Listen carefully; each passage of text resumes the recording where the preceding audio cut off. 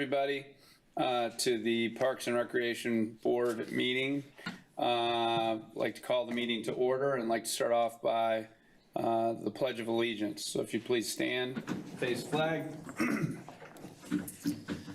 I pledge allegiance to the flag of the United States of America and to the republic for which it stands, one nation, under God, indivisible, with liberty and justice for all.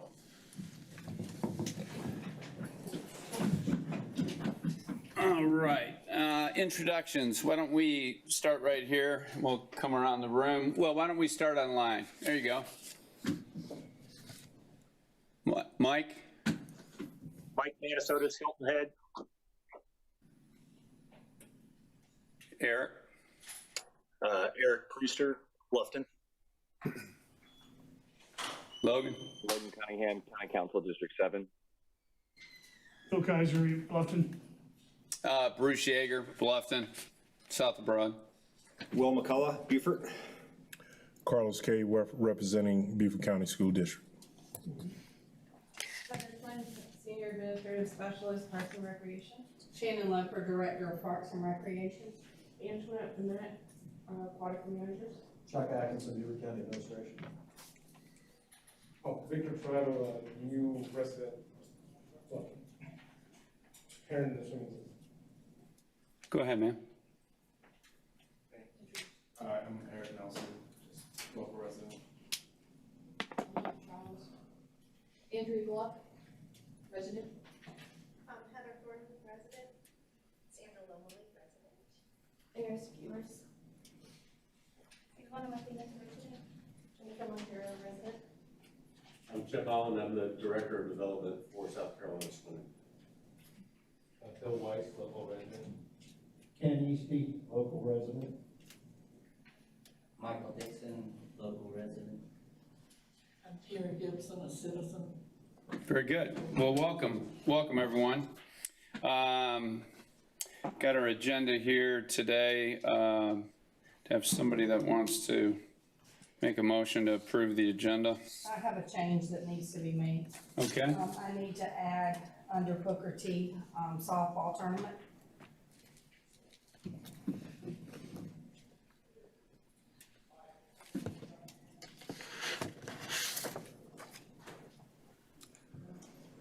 I move that we approve the agenda as written with the addition of item letter I, softball tournament.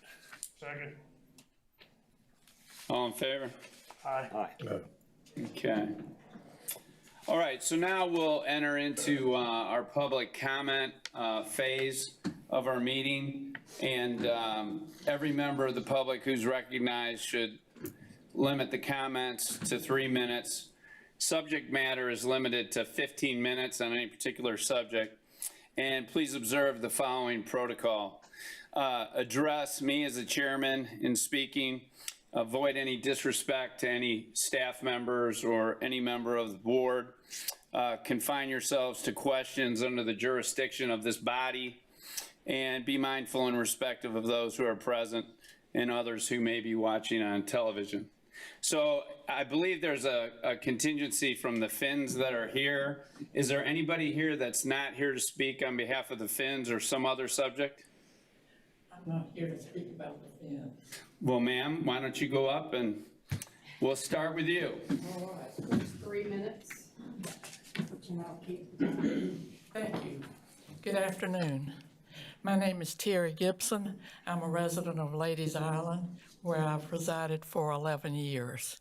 I've gotten interested in what Parks and Recreation are doing because I read the Together for Beaufort report, which is an indicator report of the status of Beaufort County according to a number of issues like health, education, welfare, that sort of thing. And one of the largest problems in Beaufort County, according to this report, is obesity. Obesity is a huge problem. I'm sure people are aware of it. And that leads me to Parks and Recreation, because some of the recommendations in the report all have to do with getting people up, out, moving around, having open spaces, having parks, having places for people to get out and move around. So I'm mentioning this because I live on Ladies Island and I'm very familiar with St. Helena. And according to the report, there are 23 active parks, 10 recreation centers, and 5 passive parks. But as you all know, those aren't evenly distributed in the county. And there's perfectly good reasons for that. I'm not being critical of that. You have to have the resources where the people are. But in doing some research on Ladies Island and St. Helena, it's really hard to find many open spaces or parks or whatever, and I'm sure there's good reasons for that. I also noticed in your minutes that I reviewed for the past 2 years that not all the minutes are posted. There's not a single word in any of the minutes for the past 2 years having to do with anything having to do with parks and recreation on Ladies Island or St. Helena, if you review the minutes. So I'm asking for some more attention to be paid to the islands, since we are a part of Beaufort County, and keeping in mind that I think would be good to address obesity in all parts of the county, not just where the major population areas are. I did appreciate that there seems to be a master plan in the works that's going to be ongoing for the next year or so. And I'm hoping that the master plan will address some of what I see as some deficiencies in island recreation opportunities. One other thing I'll mention, and that's all, it's extremely hard to find a park, well, there's not many to find on the islands, because there's no signs, there's no directions, there's nothing written down. How do you find them? It seems to me like a couple of signs to point the way. There is a nice park on St. Helena on Ballpark Road, but I had to ask people how to find it. And so it seems to me like it would be helpful to have signs and also a list. I think it would be helpful if you had a list of parks and their addresses that could be maybe put in the visitor center. So if somebody wanted to find a park, they wouldn't have to, well, I mean, there's really no way to find one unless you ask people. So I would put that out as a suggestion for you. And I appreciate, thank you, that's all I have to say. I appreciate the opportunity to speak with you. And what was the study that you referenced, the first study? Together for Beaufort, it's put out by the Human Service Alliance, which is part of the Human Services Department, and they put it out every year, and it's online, and it's full of charts and graphs, and it compares Beaufort County with lots of different statistics to the state and to the country. And it's very informative, in my opinion. So I would recommend that, because it does have recommendations for parks and recreation in that report, along with many other recommendations to improve the citizens' lives in Beaufort County. Great, great. Well, thank you so much. Thank you. Shannon, do we have a list of our parks on our website? We do have a list of our parks on our website and their addresses. Is it in the visitor center? No, ma'am, I wrote that down. I'll have my marketing person reach out. Because I'm sure you all realize many people don't have internet on the islands. No, I wrote it down. I will have my marketing. Well, signage is important. I know that a couple years ago, we put signs up for the pools where there weren't any before, and that was fairly helpful for us. So, and we have changed the name of our organization from Parks and Leisure Services to Parks and Rec. So we have been doing some signage changes on those things. The state signs are a little touchy. They have to be within certain setbacks and stuff, but I will reach out to them to see what we can do to add some more. Some of them that we put down on at the pools, the state signs to point to the pools, get damaged usually about every other month. They're wiped out. Okay. Is anybody else here for public comment that is not here for the Finns? Yes, sir. Okay, my name is Michael Dixon. I've lived in Beaufort for 20 years, and this is my first time attending a meeting, so excuse me for being a little uninformed, but I'm just wondering about the breakdown in the members on the board as to north of the Broad and south of the Broad. Seems like when I heard people introduce themselves, I mainly heard Bluffton. Is it just my imagination, or does it seem like Bluffton has way more facilities than what we have in Beaufort and north of the Broad? And it may be that this is going to be covered later. I looked at this in your director's report in regards to the Green Street Gym. You know, I had no idea that it's been sitting vacant for the last year. Again, maybe you can answer that for me afterwards. I'm just really curious because I know that as director of Beaufort Volleyball Club, finding a gymnasium to run club volleyball is next to impossible, especially last year when all the schools were shut down because of COVID. So we're looking at trying to find gyms, and there's Green Street Gym and what's the park out?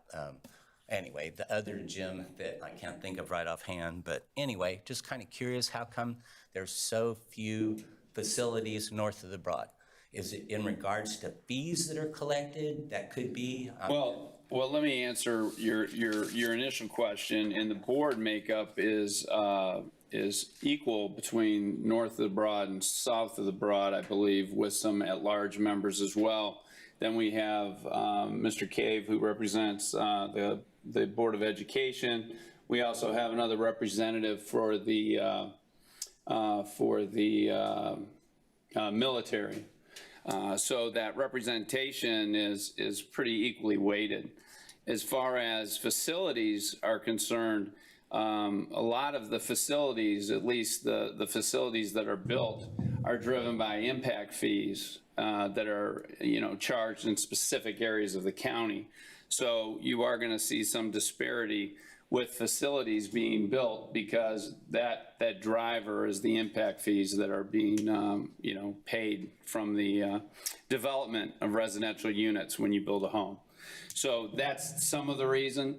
I can't specifically attest as to why the Green Street Gym may be closed, but I can tell you that we're here to work with the public to be able to utilize our facilities to the best of our ability. I know that with COVID, as you've said, that caused a lot of things to be shut down.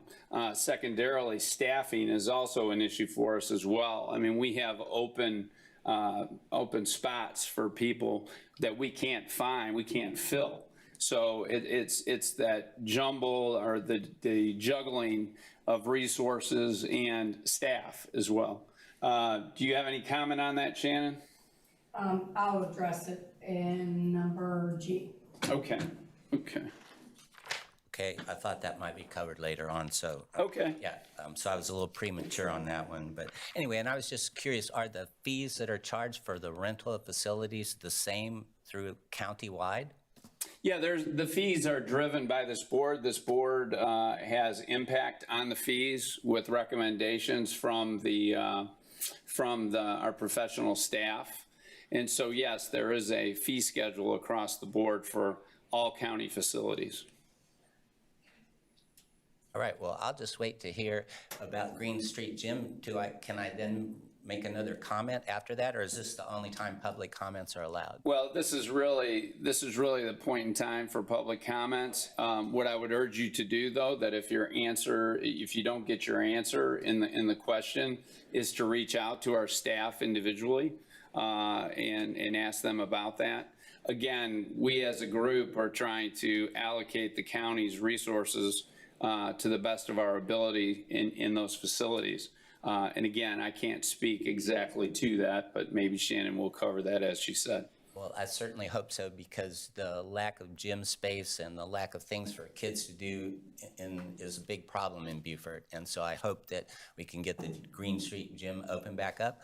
Do you all have anything to do with the former Boys and Girls Club? Is that the city that is We don't have anything to do with the Boys and Girls Club. That's a separate organizational entity. So, And it was, you know, sold to, you know, Bridges Preparatory School, and now I hear that it's maybe going to be taken back over by someone. yeah, that's something that's not under our purview. Well, I want to thank everybody for your time. I appreciate it. Thanks again. Thank you.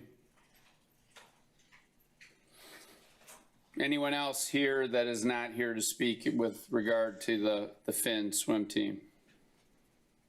Okay, so we've got 15 minutes to public comment for the Finns. We were provided with a packet here before, so I'm reaching out. Do you have someone representing your group in general? And are you using this during your 15 minutes or? Okay, so will you be speaking for the group in mass, or?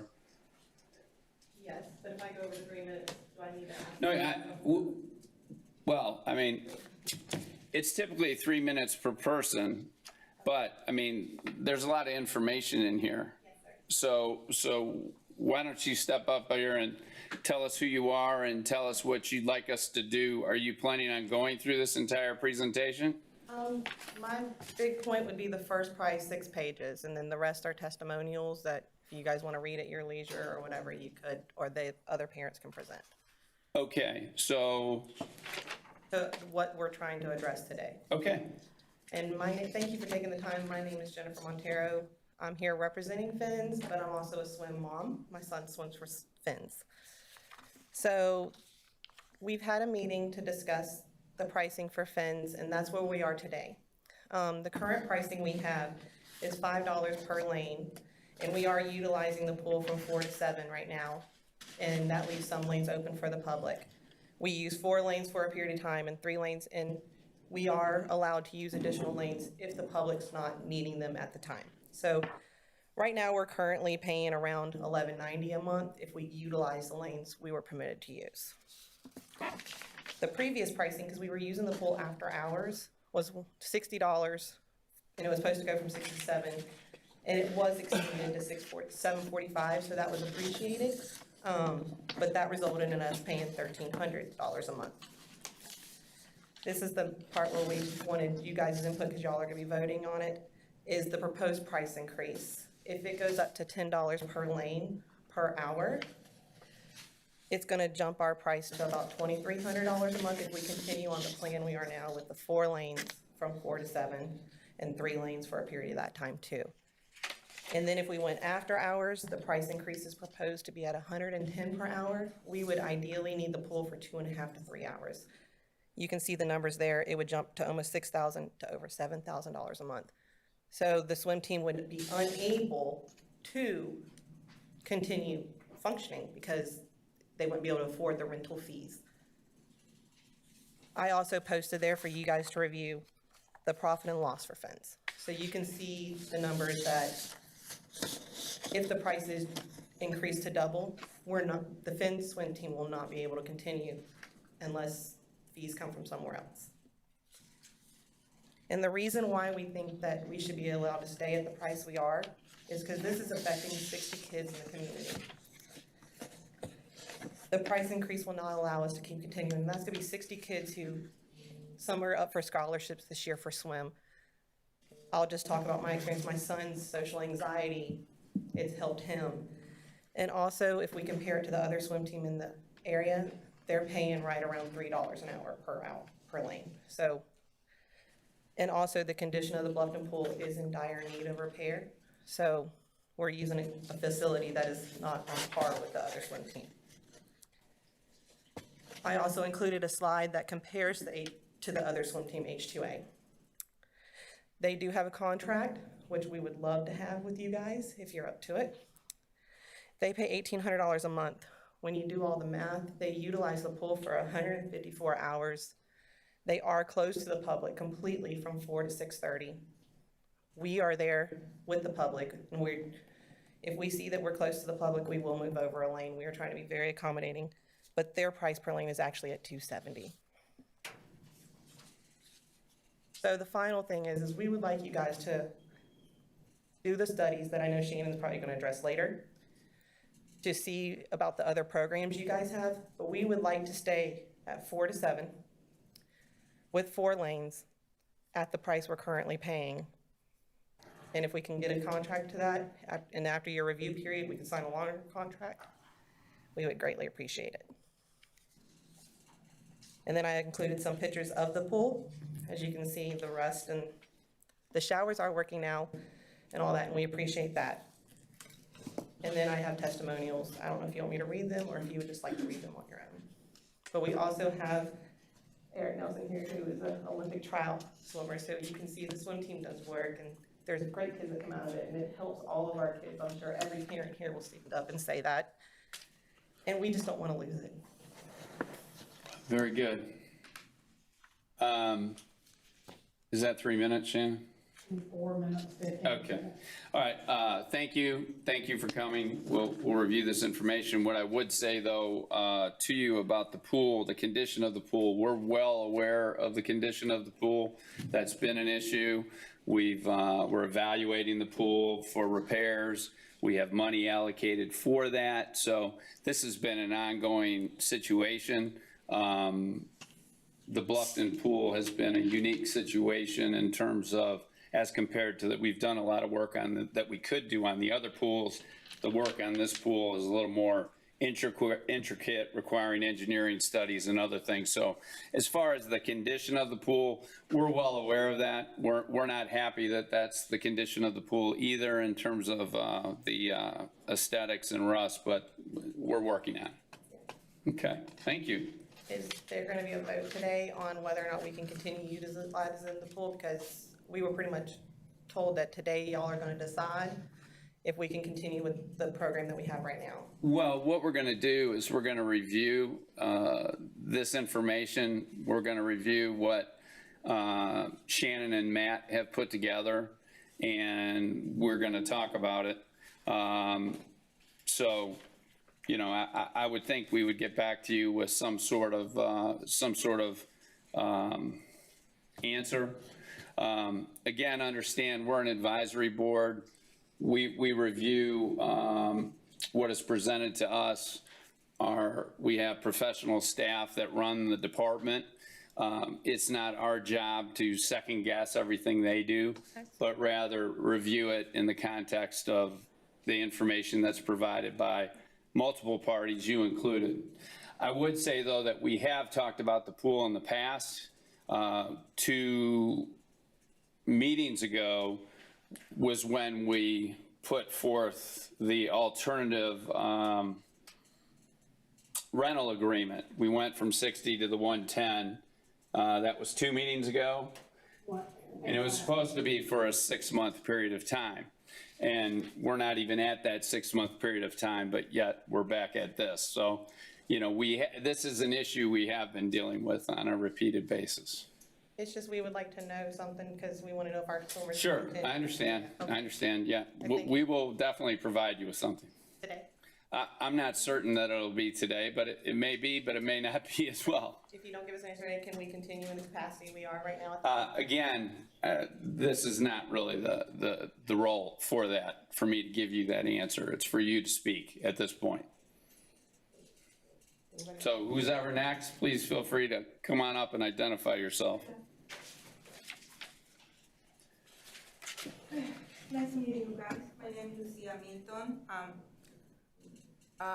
I work full-time at Home Depot, and I'm so appreciated with the Fins Club because on the COVID time was one of the few organizations that, even though my son wasn't a great swimmer, I reached to them because he was going through a lot. I changed the schools from Hilton Head Prep to a public school next home, and it was a big change. And he was suicidal. So when going to counseling and everything, I appreciate Coach George accepted him, encouraging him, and thanks to swimming, he's coming out. And even though whatever it is going on with the pool, that he tells me, Mama, I cannot even take a shower. So we had to bring him home. Right now, he's swimming for high school too, thanks to the Fins Club, even though he's in middle school. So just thinking those children and try to help us. We greatly appreciate that.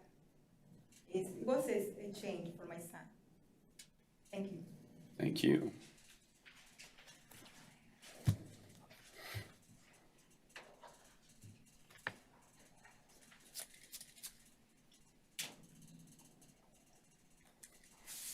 Hi, excuse me. Hi, I'm Kent Eastie.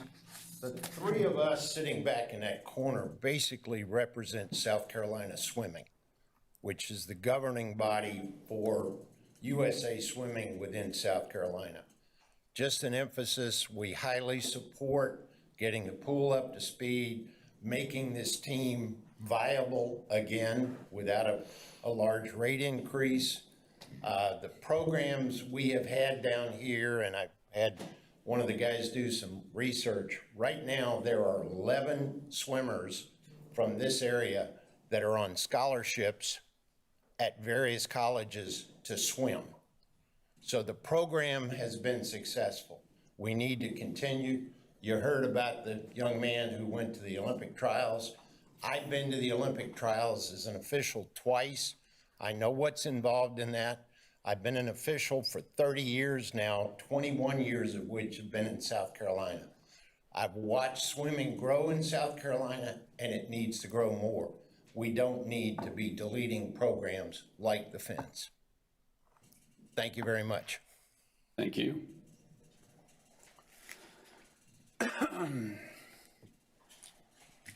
Bruce, can you ask them to state their name and spell it so she can get it in the minutes? Yeah, I'm not catching the last name. Okay. Sorry. Did you get Mr. Easy? Eastie, E-A-S-T-Y. Okay. First name was Kent, right? Yes. I got that. And then Louisa, what was your last name? Lucia Milton, M-I-L-T-O-N. Gotcha. Lucia. Okay, very good. So my name is Victor Tirado, T-I-R-A-D-O. So I get funny things on that one. So new resident of the town, I appreciate what you guys are doing. I wanted to give a shout out to the athletic director for Bluffton High. I contacted him the day I got here, the day my kids actually started swimming because of the conditions of the pool. The showers weren't working. They had to drive from the pool back to the hotel I was staying so they could go back to school in the morning. So he reached out to me immediately on the phone. He was very, very upfront of what was going on. He told me the pool was going to try to be fixed in a month and a half. Well, within 2 days, they were out there fixing it. So I do appreciate what you guys are doing. As a new resident of the area, I'm not trying to change the town. Trust me, I'm not. I appreciate what you guys are doing, and the Fins program and the Bluffton High swimming team really are good. My kids came from California, from San Diego. They've been swimming all their lives, and coming to a town with a smaller team, there was kind of a shock for them. But then they realized that the swimmers that are in that team are actually better than the ones that we're swimming against in California. So the program here is really good, and I appreciate what you guys are doing for what the team here is doing for the kids. Thank you. Thank you.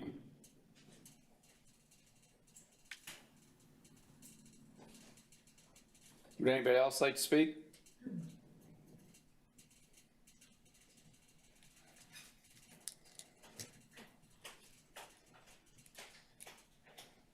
Hello, I'm Sandra Lomely, and I'm, of course, a resident of Bluffton.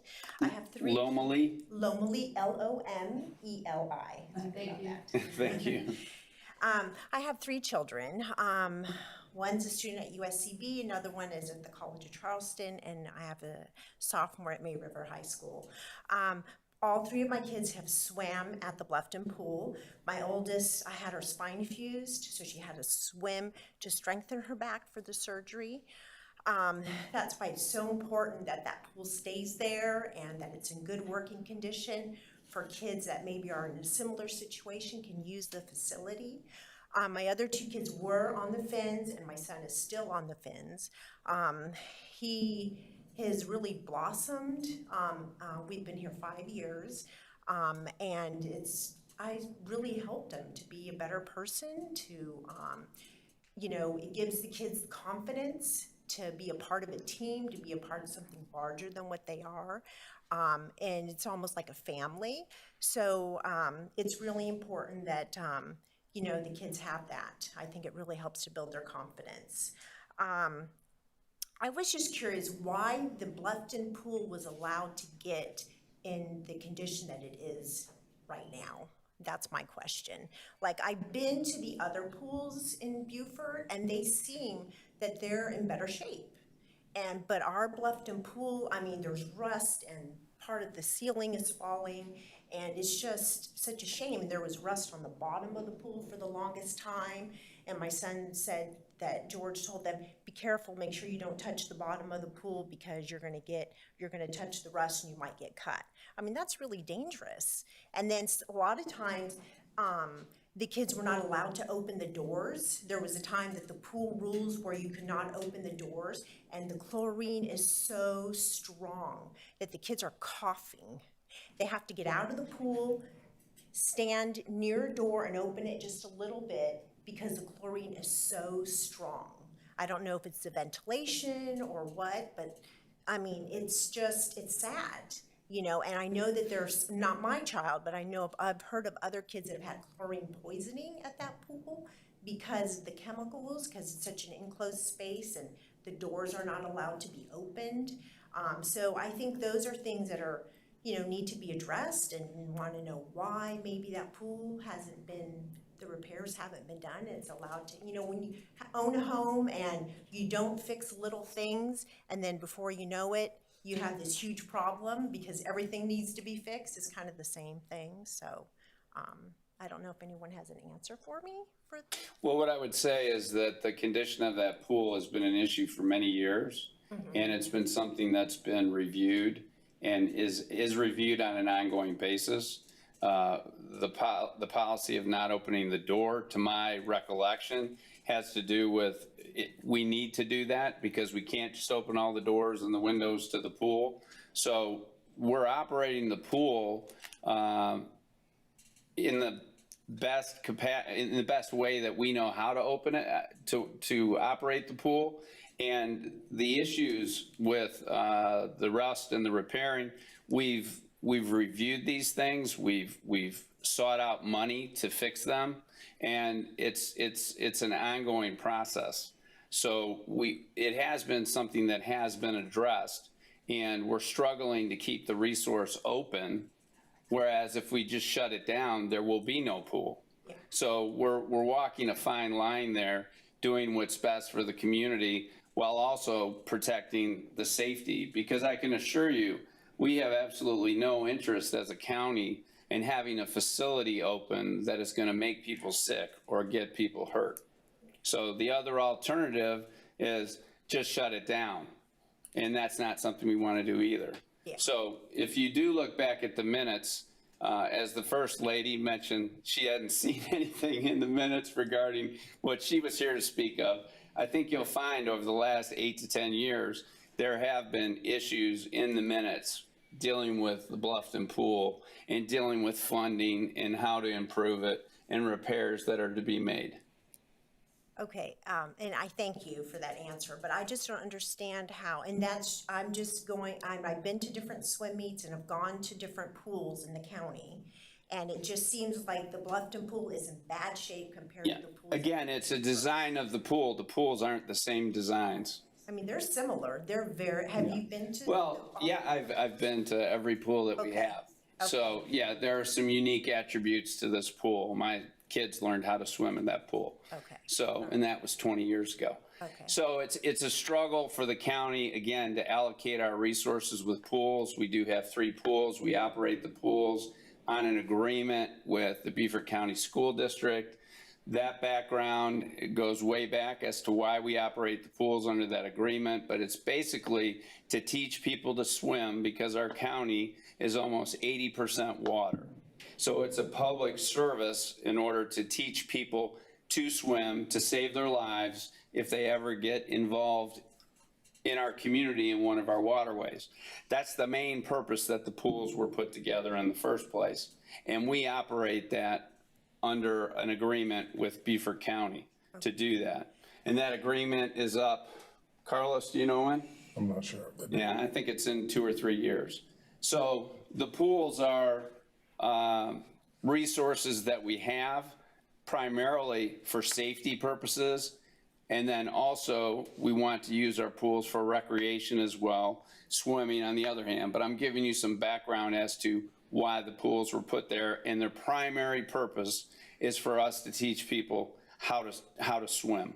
And we have an agreement with Beaufort County to do that for safety purposes. Okay, all right, well, thank you, I appreciate your time, and I just hope that we can work something out. Thank you. Thank you. Where are we at minute-wise, Shannon, overall? 1848. Okay. All right, with that, thank you for your public comment. Please feel free to stay through the meeting if you'd like. Let's move on to review and approval of August minutes that are in your packet.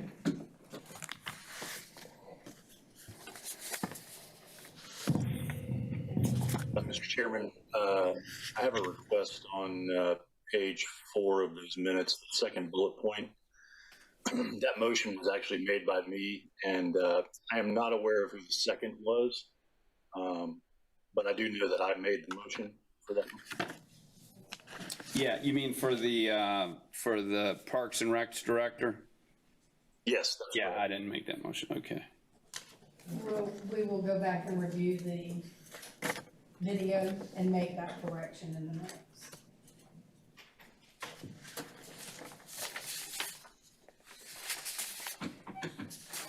Did anybody else have any comments on the minutes?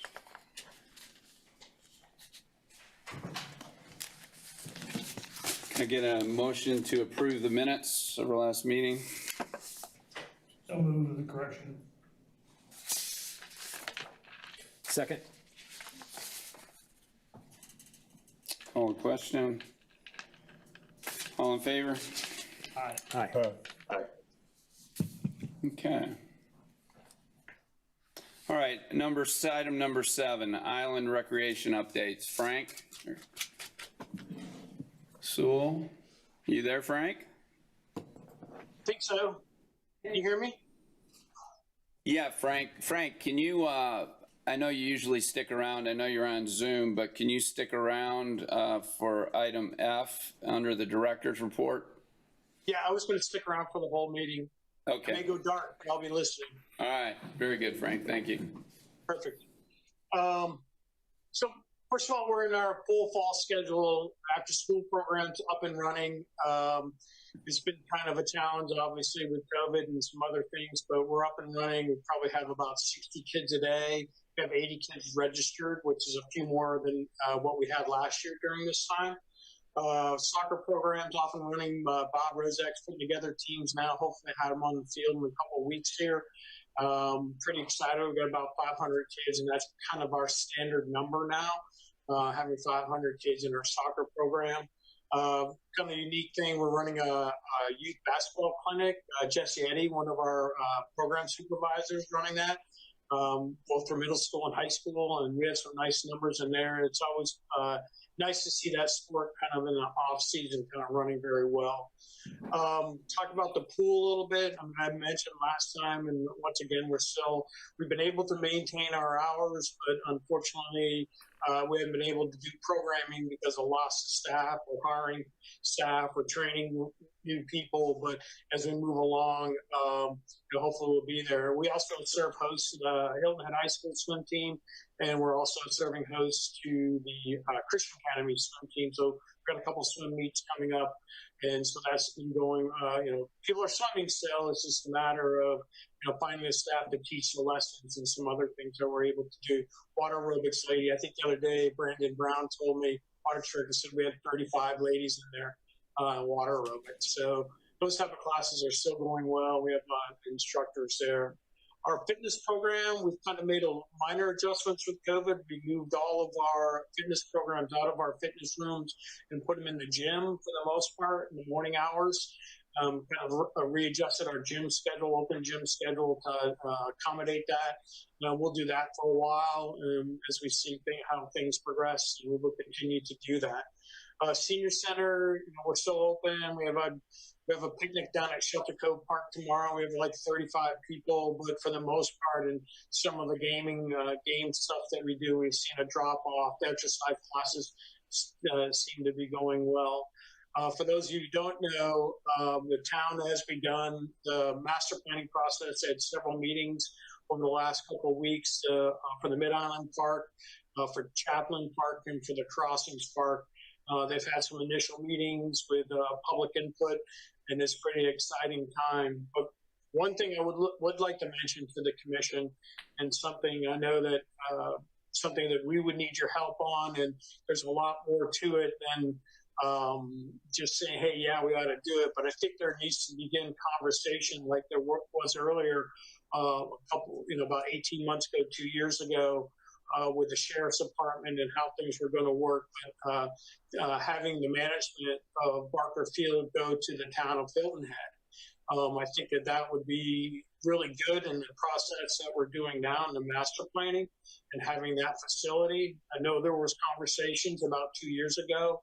And I would like to see maybe the board here, one of your meetings, commit to some type of, just ask the elected officials to at least start talking about that again. I think in the long run, it's going to help out in the master planning process and having that. Having said that, Matt and Shannon have been great to the Island Rec Association, allowing us the opportunity to utilize that field and working around their softball schedules and things out there. So, we've been excited to have that opportunity to use the field. Mike, I kind of addressed some of my concerns throughout the process. Once again, COVID's always a concern with, and how that's going to impact what we do, not only in the fitness, but in the building in general, the after-school program. We're also struggling hiring lifeguards. I'm sure you'll hear that from your AQUATICS director. And then just kind of the general cost of doing business and where we're going to be. I know I said all those last month, but I guess that's again for the record. I'm available to answer any questions or anything that you have. Hey, Bruce? Yes. That's Mike. I just wanted to make sure that what Frank mentioned about the Barker Field transfer, turnover, that type of thing, it should be a separate issue from the Sheriff's Department. It shouldn't be grouped in with that. It should be a singular issue, not necessarily part of the Sheriff's Department conversations, I would think. Noted.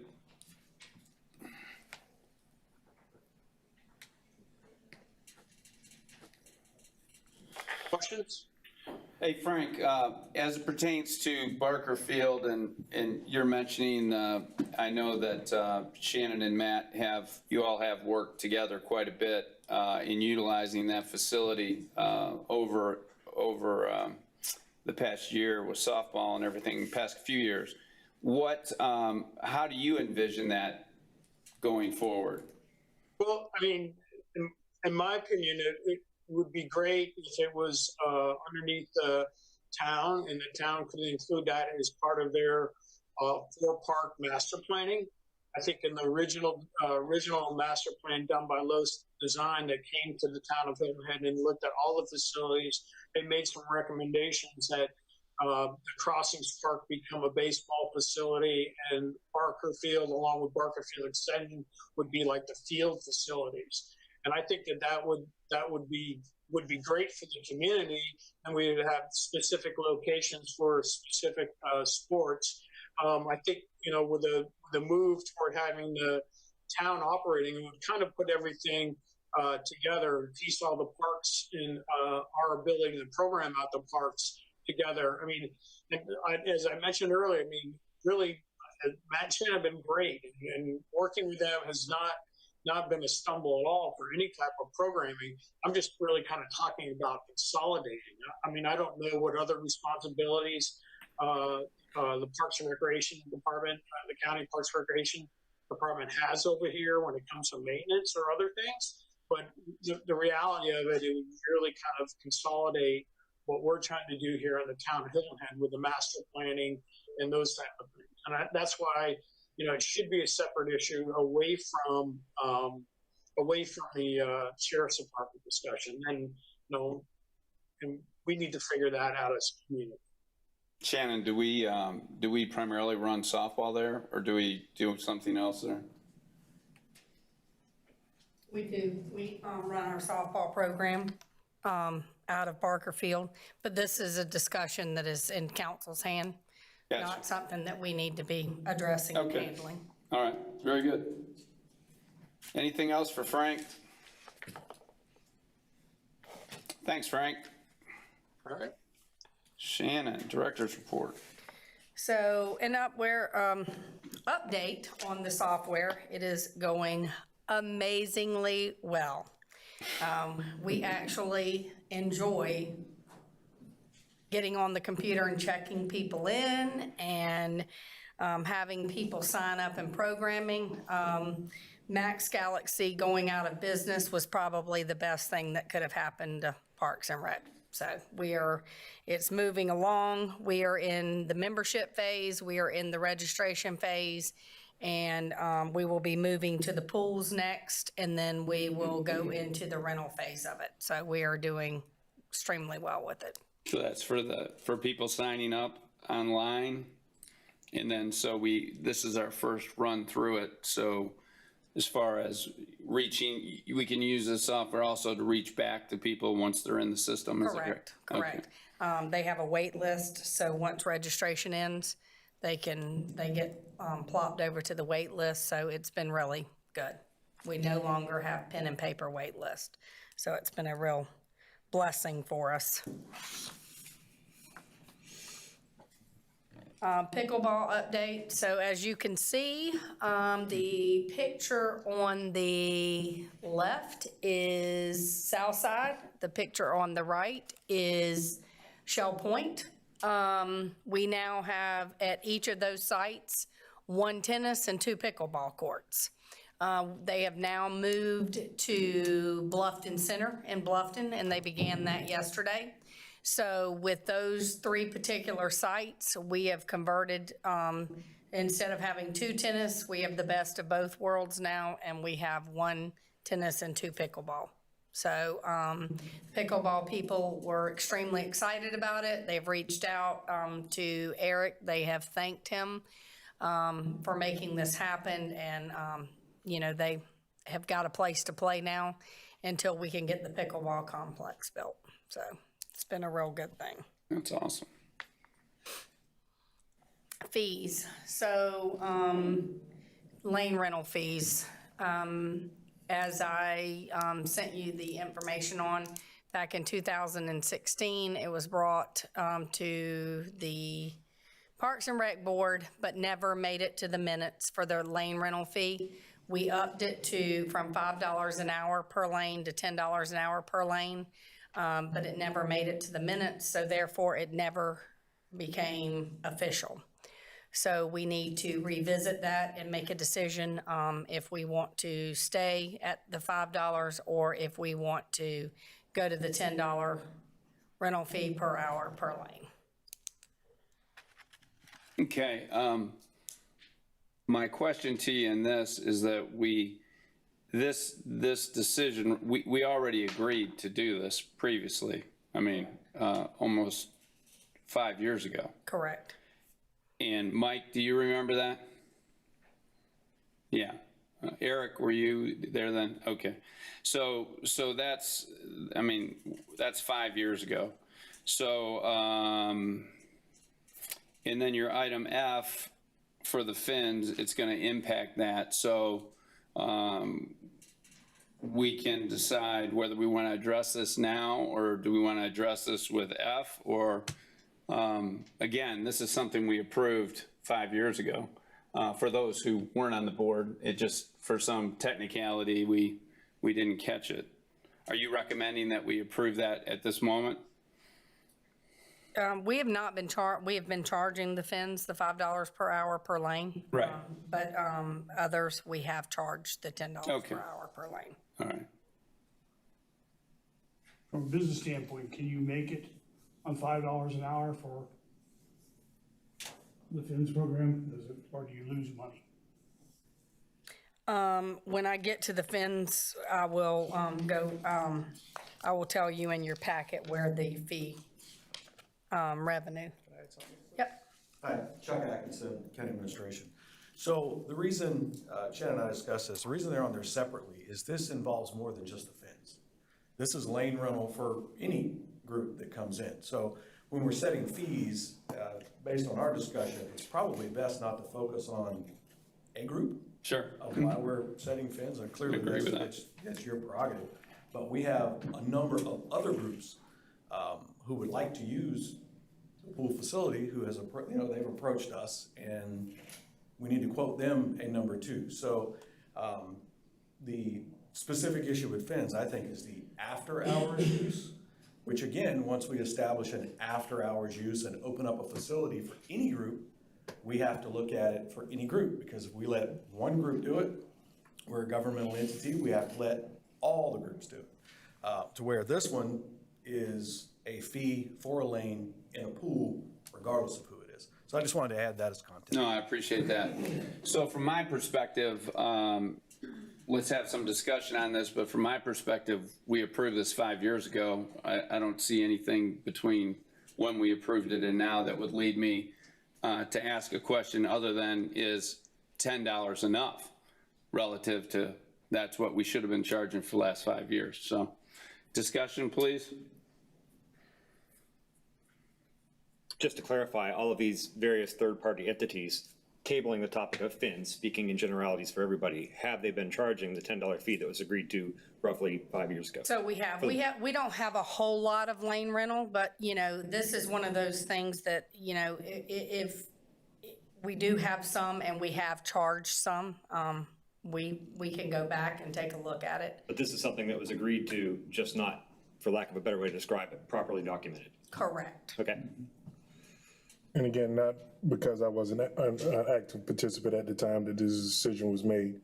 It was discussed previously to increase incrementally from 5 to 10 and improve at that point. Mm-hmm. Yeah, 2016.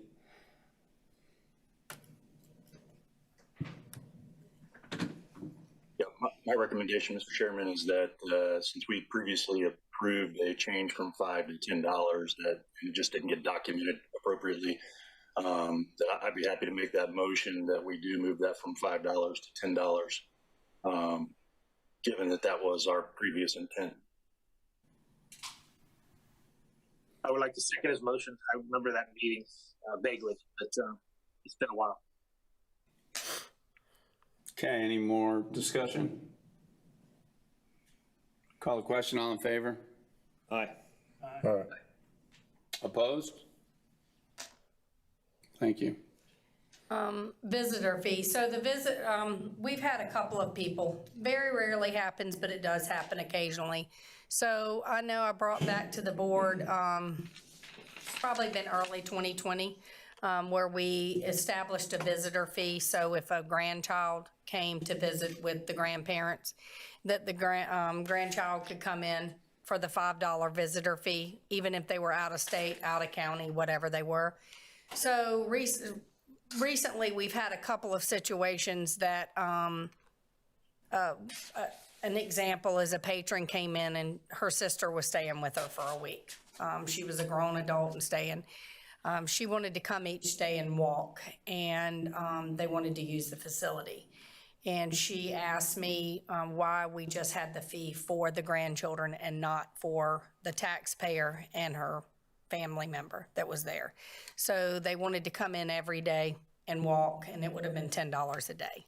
So instead of the $5 a day visitor fee. So I'm asking if the board would consider allowing us to reword the visitor fee and allow it for any sibling that is visiting in town with the taxpayer and staying with the taxpayer, to allow it to be $5, not just for a grandchild, which it currently states.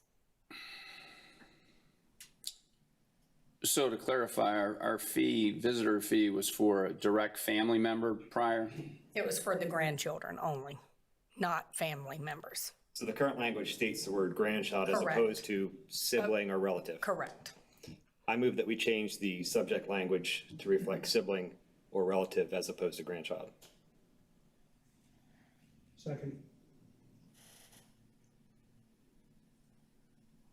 The only discussion I would have on that, do we have like a pass for visitors to come? Let's say that person, for example, a visitor of any taxpayer that wants to use the facility, is it all we have for them is the $10 a day? Is that it?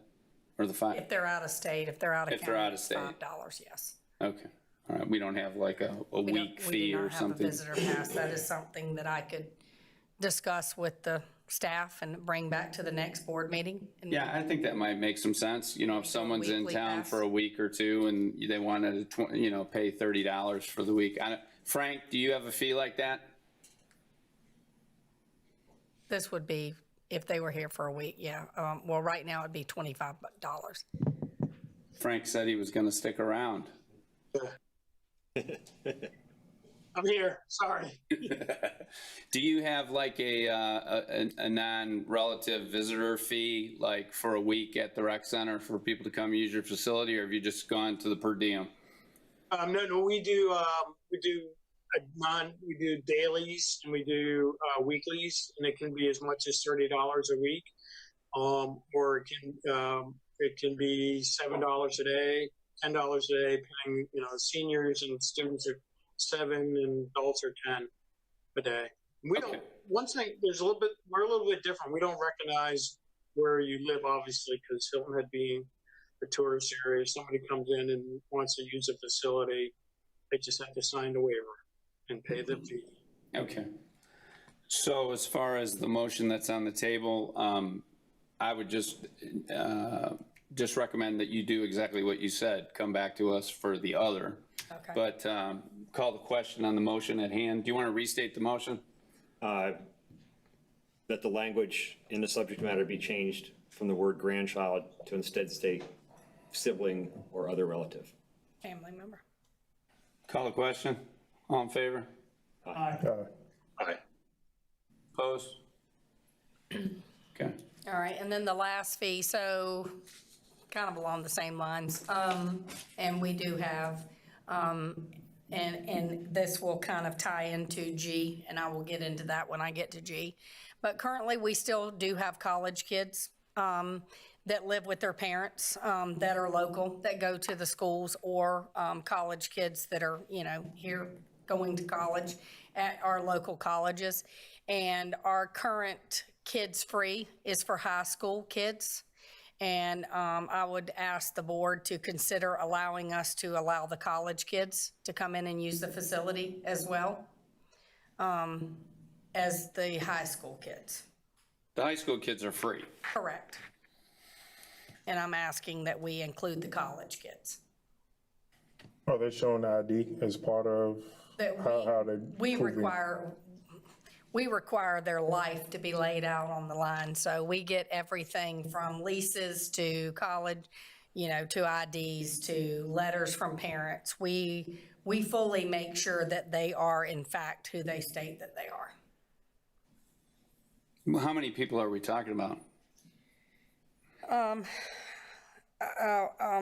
If you want me to skip down, I can skip down, or if you want to table it until G, then I can. Well, I guess all I'm saying is, my point is that I'd be more inclined to give them some sort of a discount.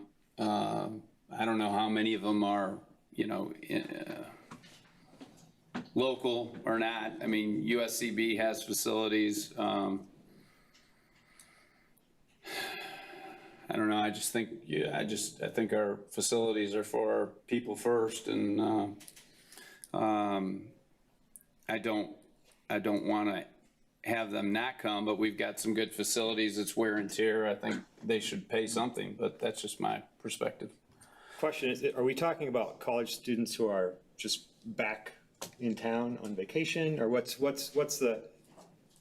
a snapshot of who this individual is, these college kids that you're talking about? Just the USCB kids, and I wouldn't be opposed to a reduced fee My only question and reasoning is once again, not at all forecasting anything about the Finns, but you're talking about one group and not others. If we're gonna make that type of stipulation for college kids, are we gonna do it for military members of the same age who are back in town for the week? Or what about people who couldn't do either and are just working? Right. I mean, I have no problem with them all being free, but at the same point, I don't wanna, Right. hesitant In the to make a military, special the active thing. military, we have the reduced $1 fee okay, for only active military. okay. I'm not opposed either way if you guys feel like it needs to stay the same. We are at $2 right now and we do have a $10 a month. So it is a minimum. I mean, what we charge is minimal. Right, so right now, a college kid, if my son goes to Clemson, he comes home and he wants to come in, it's $2. Correct, Or it's $10 a month. correct. Okay. And then by the same token, if I go to USCB and I live in Greenville while I'm at school here, if I show you my ID, it's $2 a time or $10 a month. Is that correct? Yes. My perspective is I think your current fee structure is solid. Okay. All right. Pool resurface update.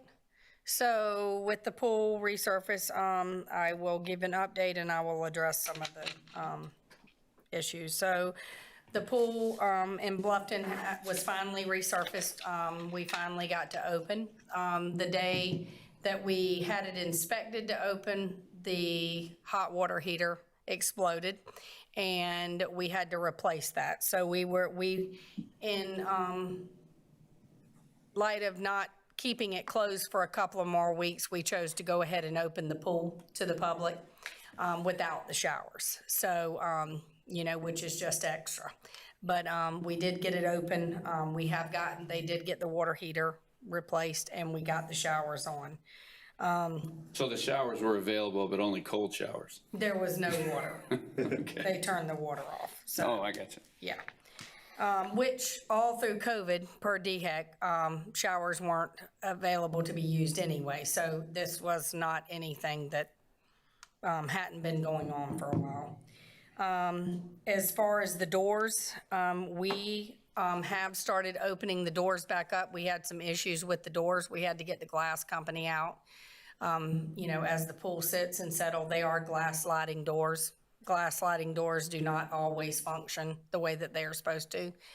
We did keep the door shut for a period of time. We have since added some orange construction fence because what we were having a lot of the patrons and swim team come in through the side doors and refusal to come in through the front door and do check-in. So we had to figure out how we were going to stop people from just coming in the side doors with the whole side of the building being open and just coming into the pool without checking in and making sure liability waivers and everything else was completed. Is there any reason why the doors couldn't be open other than the reason you're just speaking of?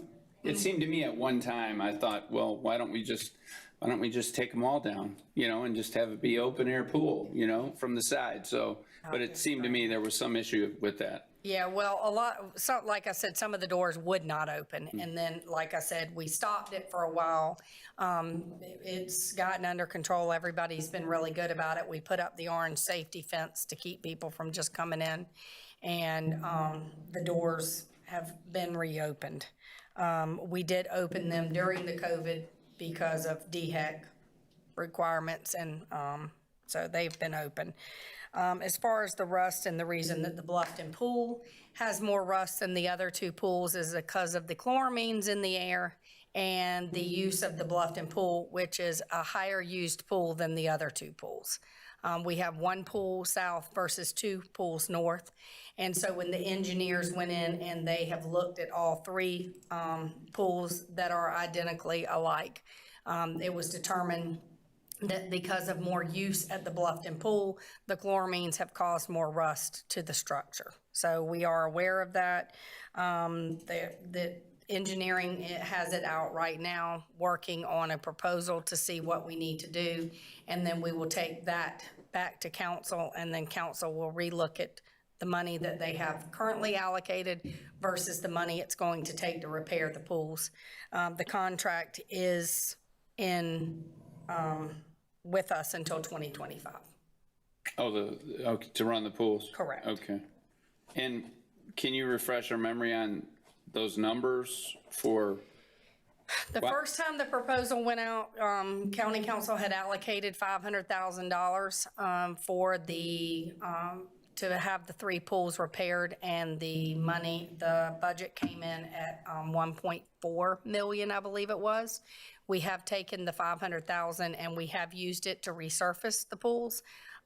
We have done Beaufort Pool and we have done Bluffton Pool, Battery Creek Pool. We currently have on hold because of the current swim season, and Battery Creek swim team not, we don't want to disturb them not having a pool until the end of the season, which I believe is October. Yes. Yes, But we have the money to resurface that pool. we do. Okay, and then the 500's gone.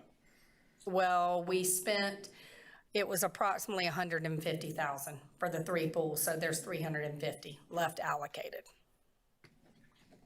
It seemed to me we had an engineer here that talked to us about the pool. We did. And he was saying, weren't we talking about like $175,000 at that point in time? Why is that sticking in my head? No? I don't know where that may have been to resurface the 4 pools, but the 4th pool, we had PARD funding for the outdoor pool, but it was okay. over $1 million. Is there a timeline? Is there a ballpark? Mr. Chairman, we had also did discuss that about the sliding doors previously. And the discussion that you're remembering was about the dehumidification system and how having doors open causes rust and destroying the useful life of that equipment as well. I knew there was something with it. Yeah, because ventilation was an issue, and correct. Mr. Priester handles pools in his capacity at Marriott, so he's very familiar with pools. Okay. Was there a ballpark timeline on the completion of the most recent engineering report? You remember, Chuck, what? Sorry, what was the question? Was there a timeline on the most recent engineering report when they put out the RFP? I don't recall what that timeline might have been. So that's going to council public facilities meeting this month, September. It's probably going to take them 3 months. And what we're doing with that, I'll digress just a little bit. I made a presentation to council about 3 weeks ago dealing with a number of different leases that the county has with the Parks and Rec facilities. The pools, the issue we have with the pools is we're in a 25-year lease. The pool covers themselves are reaching the end of their lifespan. They're almost 25 years old. So the question for council, the question that I posed during my presentation is, do we want to look at building a new facility somewhere? Do we want to go into another long-term lease with the school district and put a bunch of money into these pools? We're in excess of $700,000 or $800,000 per pool to bring them back to 100%. That's mechanical systems, the coverings and things of that nature. So once we get the consultant, their report on exactly what the conditions are and what we need to do to those structures, we'll be better positioned to make that decision or present it to council and let them make the decision. So that's sort of where we are with it, more question marks than periods at this point. My hope is by Thanksgiving, we will have the report back, and soon after we will make the presentation to council, and council will make the decision, at least at committee level, as what direction they want us to go in. So I hope that helps. Thank you. Thanks. Okay, so the inflatable extension. So I just wanted to bring up the inflatable extension. I know at the last meeting, we voted to give 30 days to try the $5 fee for the inflatables. Annie will address, but we have not, due to staff shortage, we have not started on the Saturdays with the inflatables at Battery Creek Pool. That will be on her slide presentation, but we will need an extension on that 30 days. So hopefully by the next meeting, we'll be within that 30 days that I can report back to you how well it did. Yeah, and I think, you can correct me if I'm wrong, but Mike, in that motion, we were just looking for it to have a 30-day period of time to be able to review it, and it doesn't matter when that 30 days starts. Would you agree with that? Okay. And F, the fins. So in your packet, I have included, I have included an agreement that I was to report back to you guys on, as we discussed in the last meeting, where you gave me permission to make some changes if needed, but to report back those changes. So you guys had voted for $110 for an hour and 15 minutes for the fins after hours.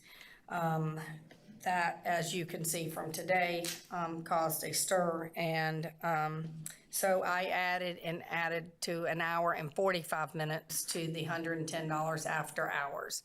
They decided against the after hours and decided to go back to the fee that they were currently being charged, which was the $5 per hour per lane. I sent an email to George after a meeting that we had to confirm that the fins will swim in 4 lanes from 4 to 5:30.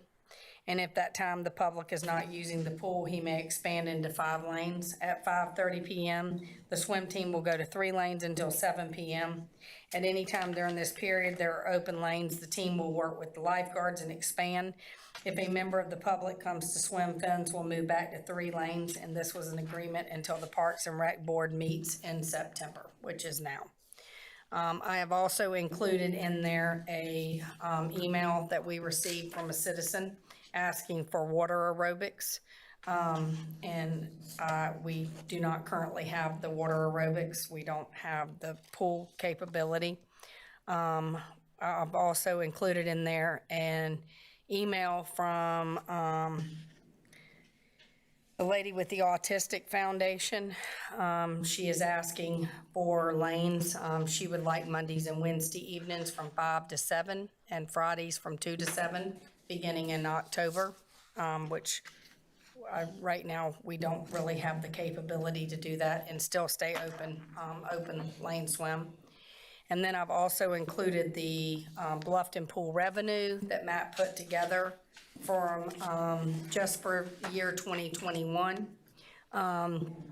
If you, one of the concerns from the Fins coach was that we didn't use the pool, other than basically that they help us with the revenue of the pool. So if you can look in January, you will see, not including the Fins, we brought in $2,322 in revenue, and the Fins added to that with $1,020.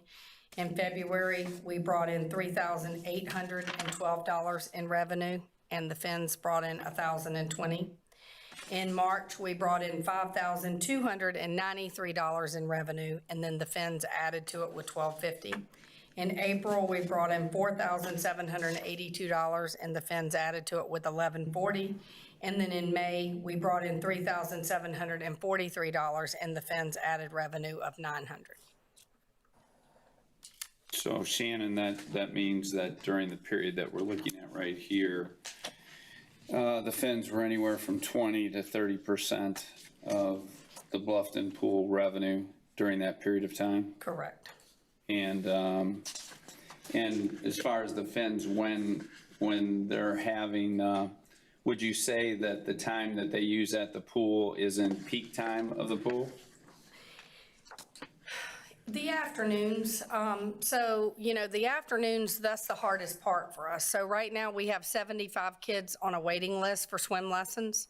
We are not doing anything because we were waiting on the board meeting. We are not offering water aerobics. We are not offering BOGA classes because it's difficult with, you know, giving up 4 lanes and then only having a lane between for an open lane swim, and then swim lessons. We do get complaints from some of the community members that feel like that they can't just go relax and enjoy the swimming because the amount of noise and the amount of splashing going on in the pool, which is typical of a swim team. That's to be expected. you know, we had agreed originally on the 3 lanes, and the coach didn't feel like 3 lanes would be sufficient use for them to be able to do the things that they needed to do as a swim team. May I ask a question? Sure. Sure. Can you just help me understand better? So we have a waiting list of 75 kids, adults, whomever, for swim lessons.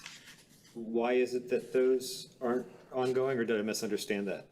So right now, one would contribute a little bit to staffing, but 2, it's, you know, we could do more group swim lessons, but it's, you know, it's not exactly easy to do the swim lessons for the kids. So one of the things that they do when they start the swim lessons is they get the kids used to just putting their face in the water.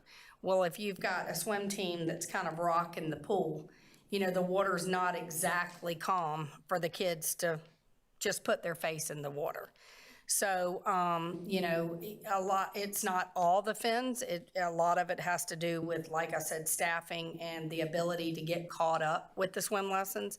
And then in the Bluffton area, we were closed for 2 months for the resurfacing. I just have a couple follow-up questions. I understand what swim lessons are, and I understand what water aerobics is, but you've mentioned an acronym, BOGO, or something of that nature. What is this? So that's the water aerobics, yoga on boards. Okay. And then there was you had mentioned some third parties who had reached out with the desire to create other programs, and one was something with regards to, forgive my lack of knowledge, but something special needs. Autistic children, so. LAF, Low Country Autism Foundation. Correct. And that's the email that's in there. So they would like to come in on Mondays and Wednesdays from 5 to 7, and then on Fridays from 2 to 7, and teach the autistic children to swim. And the email from her, and the email back, she and I emailing back and forth, which I've told her I would not be able to give her an answer right away. I did tell her currently if the rate was approved, it would be the $10 per hour per lane, and she was fine with that. And then, like I said, we have people that are interested in us bringing back water aerobics. You had mentioned, I see in our package here that we have, you did a sampling throughout the Low Country area in terms of what lane rental rates are for entities similar to ours, and what were your findings? I mean, I see a bunch of different rates in here. Can you give us a? I'm gonna let Matt come up and speak on that because he did his homework on that. Can you give us an idea of that? What your investigation came up with? Yes, I contacted a lot of the municipal. Identify yourself, please. Sorry. Matt Watts, Deputy Director for Parks and Rec.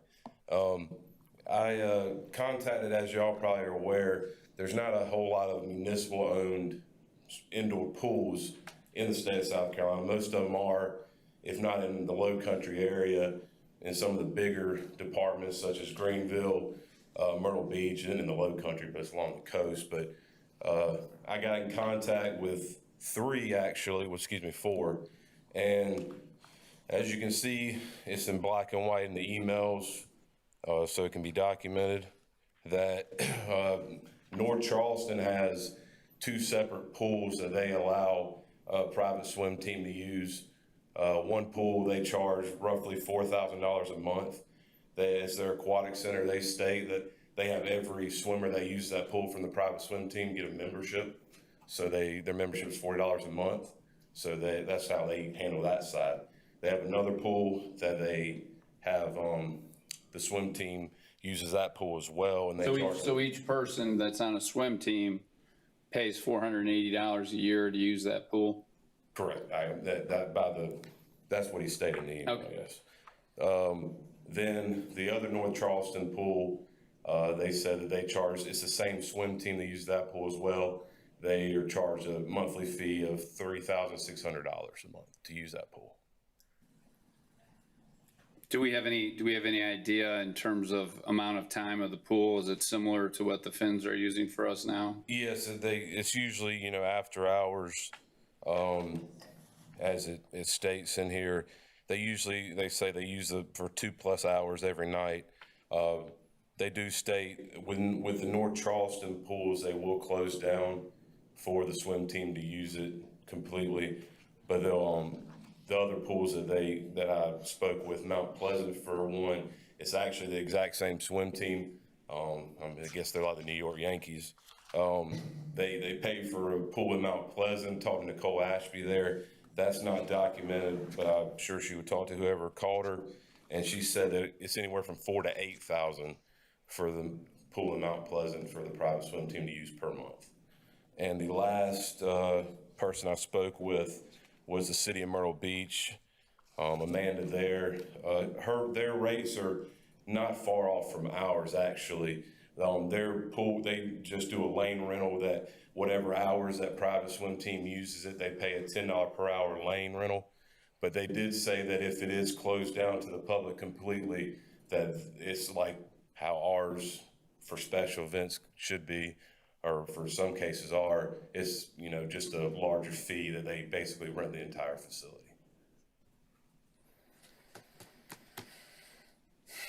So Greenville I contacted. They have a nice new aquatic center there. They evidently shut down for the entire month of August for maintenance every year, which I wasn't aware of. So I couldn't get in contact with anybody other to respond. Just I guess that's the time they take vacation. So those are my findings. Okay. Did you have anything else on that? Well, I think you all have come. I think we should have some discussion on this. You know, I reached out to a swim team coach that I know that used to be here, and obviously different locations carry different fees. It's market dependent. And he said he's paid as much as $25 per lane per hour in Fairfax County, Virginia, which is right outside of DC. To 5 years ago, $7 an hour per lane in Texas. So the question I think that we have in front of us is one of, you know, meeting the needs of our community. That's what we're here to do, our facilities. Recreation of the needs of all of our residents. And when I think of what we're looking at here, we have a long history with the Finns in terms of Beaufort County. And most recently, 2013, we had a big issue with them at that time, and we were providing services at below market rents then. So this isn't something that is new. Every time it appears that we want to increase a fee to get it in line, we have a situation similar to this. And so I started thinking about that, and I think about other sports. I was involved in travel baseball. I coached travel baseball teams for 12 years. If I wanted to have a baseball practice in Beaufort County, I had to pay the fee schedule to use a facility. And I didn't get to pick when I wanted to be there because Beaufort County works with Bluffton Youth Sports and their needs came first. So, you know, we had 15 people on our travel team, but they had 300 people in their, or 400 people in their baseball league. So when did I get to practice? Well, I paid the fee, and then I got to practice at 8 o'clock at night on Friday nights before I had to go play a tournament on Saturday. I guess my point is that we're here for the citizens first, taxpayers, and we were a quote-unquote nonprofit, but the reality is a nonprofit in that fashion is we just don't make any money. We don't take any money in. Everything that people give us, we spend out. We didn't charge for coaching, whatever else, but we had to comply with the requirements of the county and their facilities. Basketball is another situation. There are a lot of basketball teams. Eric, maybe you can speak to that. Basketball is, I mean, we've got all these kids playing basketball. The gyms are full. I mean, a travel team just can't come in and get prime time.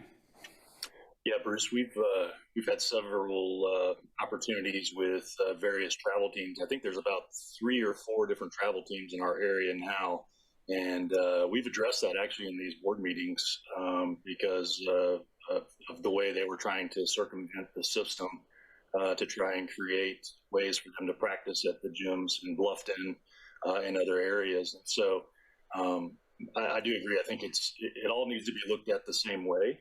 A lot of these travel teams are private organizations, and that's not what these facilities were originally built for. The facilities were built for us to take care of the youth in our area and the public. And so we do that through the sports that we provide through, like you said, the Parks and Recreation Department, through Bluffton Youth Sports, in partnership with Parks and Recreation, and I believe, you know, the adult leagues that we offer as well. So we weren't really designed or built to be made for private organizations. And to do that, it's like you said for your baseball team, that you have to take what's available. And pay market rent. Okay. Any other thoughts by anybody here? There was mention of another swim team or club. Oh, yeah, Frank, H2A. Frank, hello, Frank.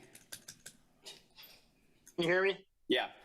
We were provided with some documentation by the Finns today, and they had referenced another swim team, H2A, and they had noted that they use your facility and have an effective rental rate of $3.40 per lane per hour. I know you don't have this in front of you. I can read it. Do you have the contract? I do have my current contract with them. Oh, okay. Well, I just wanted to, this says that H2A pays $1,800 a flat rate a month for 8 lanes from 4 to 6:30 for the entire pool. I don't know if that's Monday through Friday. It's Monday through Friday. Okay, 6 lanes from 6:30 to 7:30 p.m. 2 lanes open for swim lessons in the public. And also Saturday, 7 to 10 a.m., all 8 lanes. And this results in 26 lanes used daily, Monday through Friday, 24 lanes being used Saturday. Weekly, there's a total of 154 lanes being used. Oh, this results in $2.70 price per lane hour. So, can you comment on that? Sure. I mean, we've been working. I mean, obviously, the swim team's been a valuable, HOA's been a valuable resource to our community, and been involved in the Island Rec Association providing a swim program over the years. In fact, at one time, when they put up the first dome, we didn't charge a fee at all to them for a long period of time, and we really just got into kind of a long-term contract. Probably in the last 10 years, 10 to 12 years, we've been developing a contract and having that fee go up a little bit each time. Now, for the most part, we haven't, you know, other than some lap swimmers with some demand at the after 6 o'clock hour, we don't really have a whole lot of people saying, hey, we want this, we want that. And it's a little bit different because if we have a private lesson, we can actually do it in our small end of our pool. So we could do a swim lesson. We're not enclosed, and I hear the noise factor. I mean, obviously indoor versus outdoor, is a lot different. And so that's where I see that. We're just kind of a little bit different. Obviously, the H2A program is a nonprofit too, and we've been working with them, as I said, for a long period of time. So, you know, the contract goes up, the money goes up every year, and that's the way it's been. It goes up every year, a little bit at a time. And we're a little bit different because we have rainouts. There's days when they don't use it, when the thunder and lightning happens in the summertime, but it's a monthly rate. So. Frank, can I ask a clarifying question? Did you say that they paid for your dome, which gave you additional hours of operation? Yeah, the first dome, we're on dome number 3. The first dome that went up in 92 or 93, the swim team raised all the money for it and installed it. So okay, so they benefited your pool by providing a dome, which allowed you to have extended hours even when they were not there, and extended use through wintertime when you may not have been able to use that facility in the past. So yes, therefore, you gave them a discounted rate at that time. Yeah. Yes, sir. They didn't have any. We didn't have any swimming at all. The pool was not heated, and we worked to get it heated back then, and so there was no year-round swimming here on Hilton Head. We were done. We were done October 1st. Yep, makes sense. And assuming a dome like that would be fairly expensive. Yes, it was. How much was it, Frank, then? I think then it was 125. The most current dome we put in was a little over 300. $300,000. Yeah. Does that answer, Carlos? Was that what you were looking at? No, yeah, yes, because it was, they mentioned, so, you know, I just wanted to try to compare apples to apples with 2 swim clubs. And from a Beaufort County standpoint, and because I am an athletic director, you know, I'm very familiar with the success of Hilton Head High swim, and I'm assuming that the Finns feed May River and Bluffton High swim. Again, just giving those kids those opportunities is where I'm kind of I'm focusing in on that specifically, because I see the benefits that the schools are receiving in their swim programs and the developmental stages, which obviously are taking place with the fans and with H2A on Hilton Head Island. So I just wanted to get some clarity on that. We do provide the high school swim teams with access to our pools. Is that not correct? We do. Yeah, at no charge. Is that correct? Charge, correct. Yeah. Yes. Okay. Does anyone else have any comments on the? Just a question, Mr. Chair. Is there actually, and we've said anecdotally that the mission of that facility and those facilities in general is to teach our population, taxpayers, and their children to swim.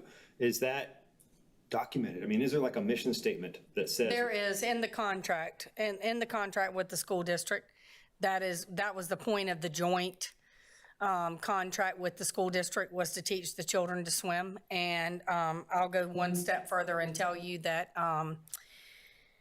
we're going to talk about it a little bit more at the end, but one of the things that we are currently looking at from beginning this month is we're going to close all the pools to the public from 9 to 12 just for the school kids, because last year the school kids lost the second graders because of COVID, did not get the ability to learn to swim. So this year we're going out on a limb and taking it a step further and teaching the second and the third graders to swim to try to make up for what we lost last year. I mean, everybody wants kids to get in the water. Correct. That's just but that getting in the water takes multiple different incarnations. So I guess what I'm just on the outside listening in is trying to decide is, does the presence of a competitive third-party swim team at the facility impact negatively the mission of all these other folks being able to get in, whether it's to learn to swim or to have, you know, special needs class or anything else that, I mean, that's a genuine question that I guess I have. I mean, is it possible for the swim team to do something after hours or at different, I mean, I just don't, I'm trying to get a grasp on the big picture of this and how it relates to the core mission, which is making sure folks can swim.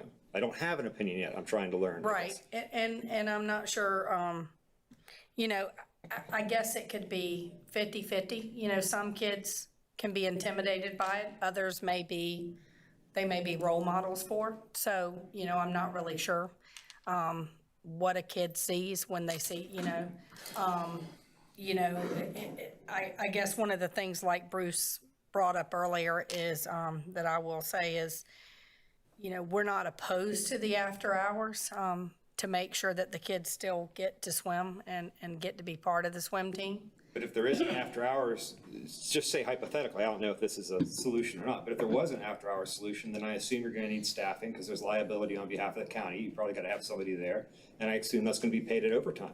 Am I right? We would have to have a staff member there, but the Finns would be able to, we wouldn't have to have as many staff members there because we would lock the doors, so we wouldn't have the office staff that would be needed either. So we would need to have one staff member there. That staff member could range anywhere from a regular lifeguard that makes $16 an hour to a pool manager. So, I wouldn't be able to tell you the exact cost, especially now that we're short-staffed to cover it. But, we could open up with one staff member because the Finns do have certified coaches that would be on board. You would have to take into consideration the appropriate labor hour rate plus benefits. Correct. You had talked earlier about what we had talked about, additional maintenance on the Bluffton pool and the condition of the pool, which the Finn said, we already knew that, but because of overuse of the pool, the Bluffton pool gets used more than any other pool. It does. Not only from a swim team perspective, but from a public perspective. And when we were looking at the revenues for the 3-4 months of this year, again, a minimum of 70% of the revenues were coming from the public. Correct. And during those months, the swim team was in there during peak hours. Correct. For most time. So again, I think we're here to, number one, the reason for the contract, as we said, the 25-year contract is to get our school kids competent in swimming because of where we're at. And within the next year, we're going to be looking at pumping $800,000 potentially into each pool to bring them up to speed, or potentially knocking the pools down and starting over, and maybe they'll be at different locations. I mean, we don't know. You're going through that process right now. So I think the needs of the community need to come first.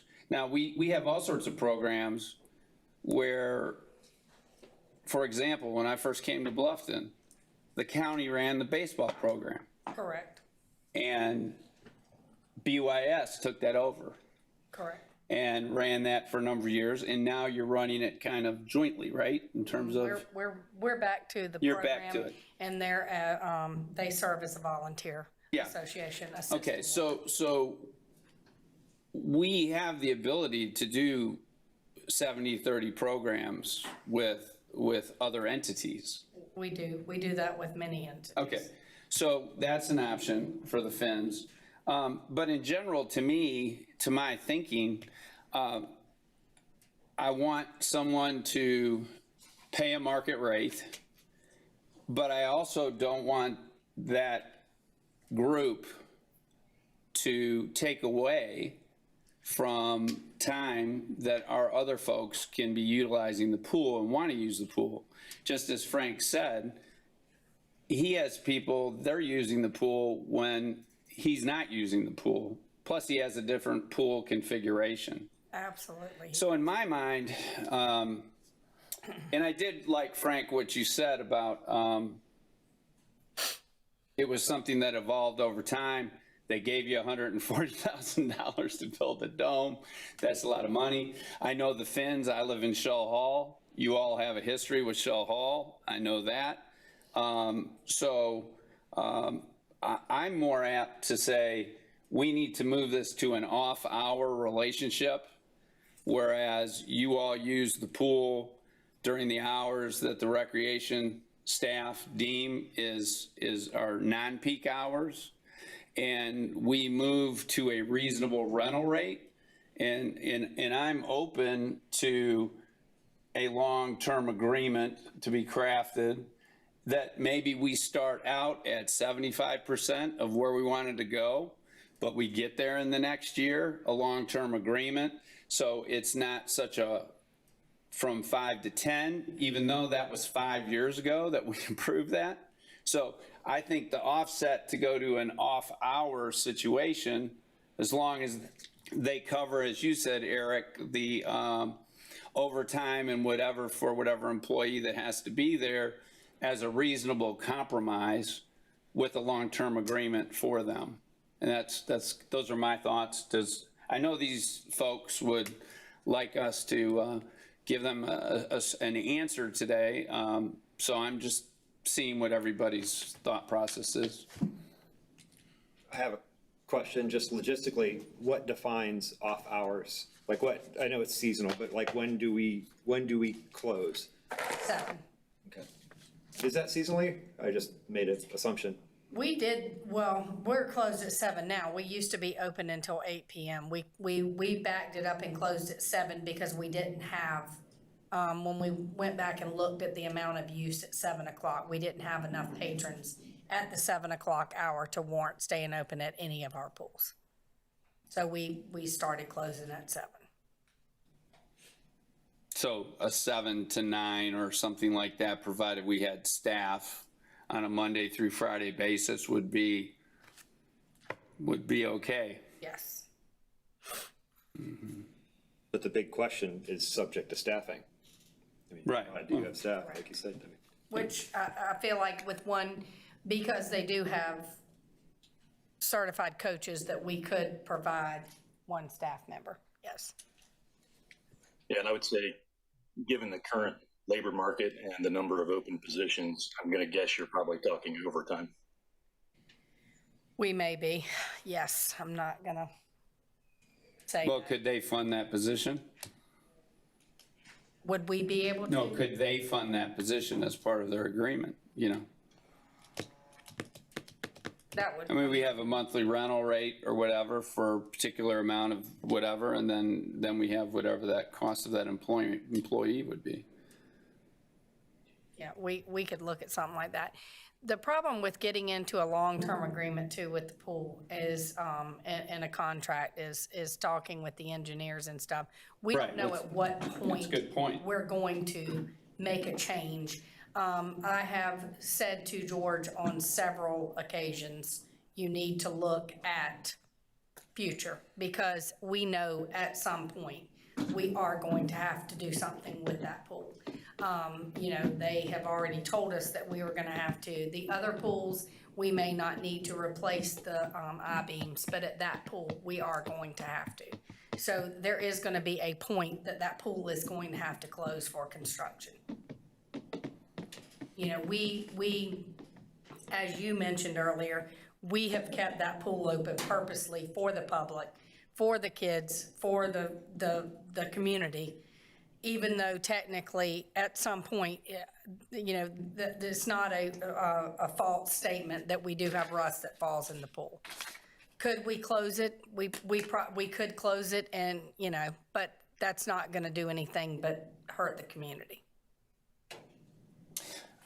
I did have a question for the young lady who was up here initially. One of your things said prior to previous pricing, August 13th, we were utilizing the pool after it closed to the public, which is what we're talking about now. The hours between 6 p.m. and 7:45, and you were being billed $60 an hour. That's the rate that we increased to $110. Is that correct? That's okay. Yeah, it was an hour and 15 minutes that you guys approved. Right, and you gave And an I gave extra. them an extra 30 minutes. Shannon, you need to not be that, do that, okay. All right, so this said that was $1,299. So if my math is correct, if it doubled to, if it doubled to 120, that would be 2,600 a month. Is that correct? Okay. So the amount of time that you're swimming in this scenario, is that adequate? Ideally, you would need 2.5 to 3 hours. It's on one of the other slides. Ideally, what would be needed. Okay, all right, okay. All right. Well, my position, I'd be interested if someone wanted to make a motion to do something on a short-term basis here. A minimum of 6 months to maybe a maximum of a year. As Chuck has said, in the next 3 months, we're gonna get some more clarity on what's going on with the pool. Obviously, if something happens and the pool closes down, you won't have a place to swim, at least for Beaufort County, unless you wanted to travel to. Have you guys gone over to the Battery Creek pool? And if the pool being closed for repairs, I'm pretty sure I can speak for the parents and say that we would be okay as long as we have a pool. I mean. Okay. Are you discussing after hours or during hours? I think my position is it should be an after-hours relationship, just because I think our priority needs to be the 75 kids that are waiting for swim lessons and the other people in the pool, so. Question, if I may? Yeah. If that, for whatever reason, hypothetically it wasn't workable, would 3 lanes at the same rate everybody else is paying be something? I mean, does 3 lanes allow, everybody wants kids in the pool, but that takes so many different incarnations. You can't have favoritism blocking out one group to do the other. Right. What happens We in could that do the scenario? 3 lanes.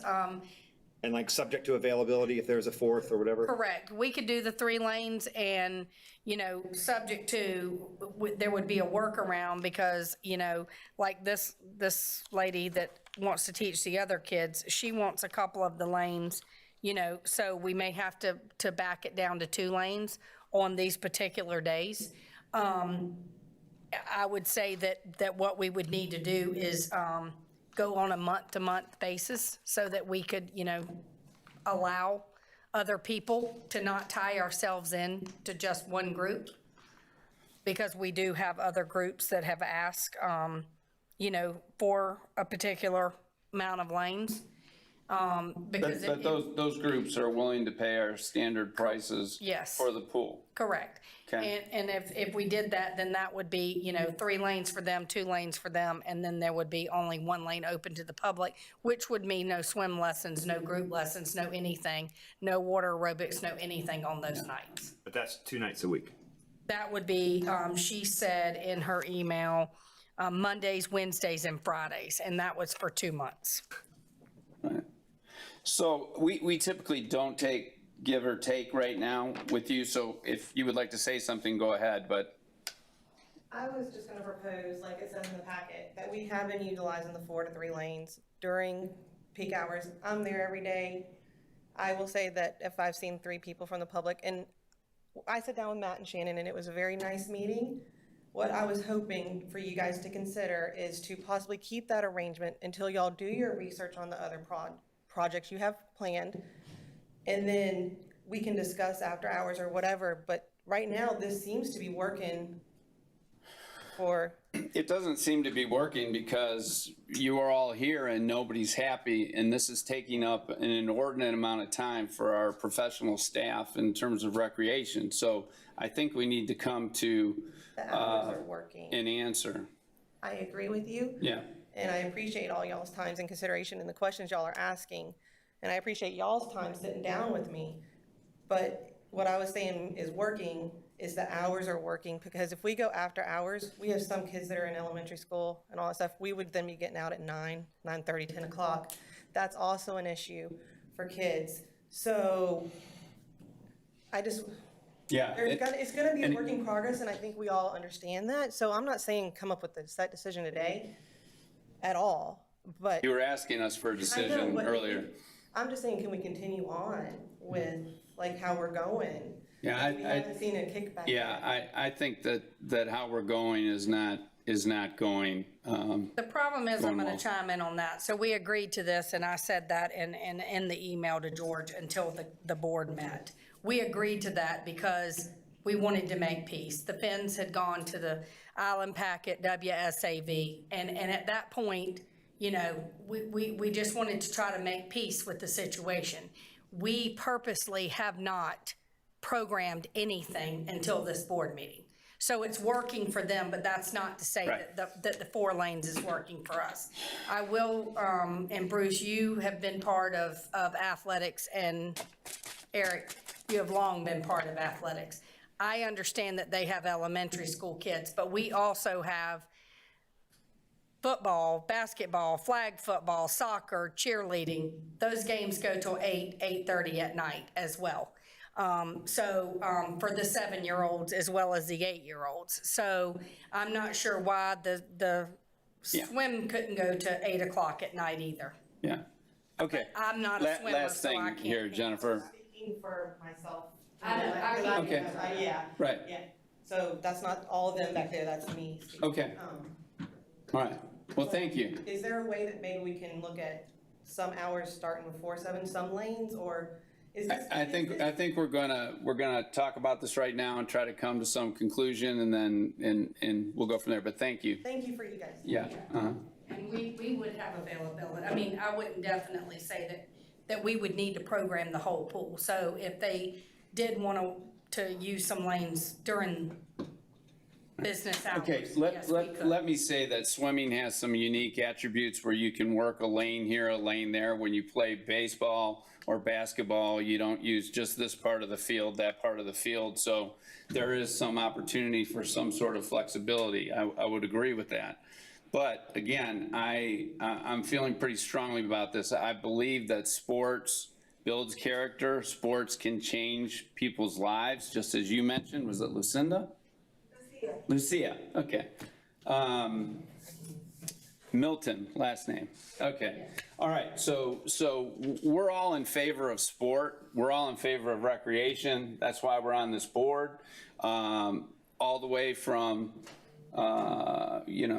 kids, young kids, to adolescents, to adults. I mean, we're here to find the best solutions for the whole range of people. Okay. And most of us on this board have been involved pretty heavily in sports with our kids, and all various sports, different sports. We understand what swimming, what basketball, what baseball, what track, what every sport, flag football does. And our county does a very, very good job of trying to meet those needs. But we only have a certain amount of resources, and we only have a certain amount of facilities, and some of our facilities are better than other facilities, and some of our facilities, we can't utilize because of staffing. We have a huge staffing issue, but I keep going back to either make it a 70-30 program with the county. Even then, I wouldn't be in favor of dominating a pool to the extent that you all have. I think, we have, the numbers showed that the limited programming we've done, we do 70% more revenue to your 30, and that's with you paying half price, essentially. So, I've had many basketball practices at Ulmer, the Ulmer gym, at 8 o'clock on a Sunday to 9:30 with kids who were 7 and 8 years old. So, I just feel strongly, and obviously I can't make a recommendation here, but I would like to move this program to an after hours, And I would like it to be at $10 per lane, or what we had said, 110. But if we wanted to do some gradual situation on that, or try it for 6 months or whatever, that's what I'd like to see. They all came, they would like an answer. Is there any downside from giving an answer right now for the next 6 months? Well, the downside to not giving an answer is you just said you haven't been programming anything, which means other programs that could and should be in that pool for other members of the community because of this. Correct, yes.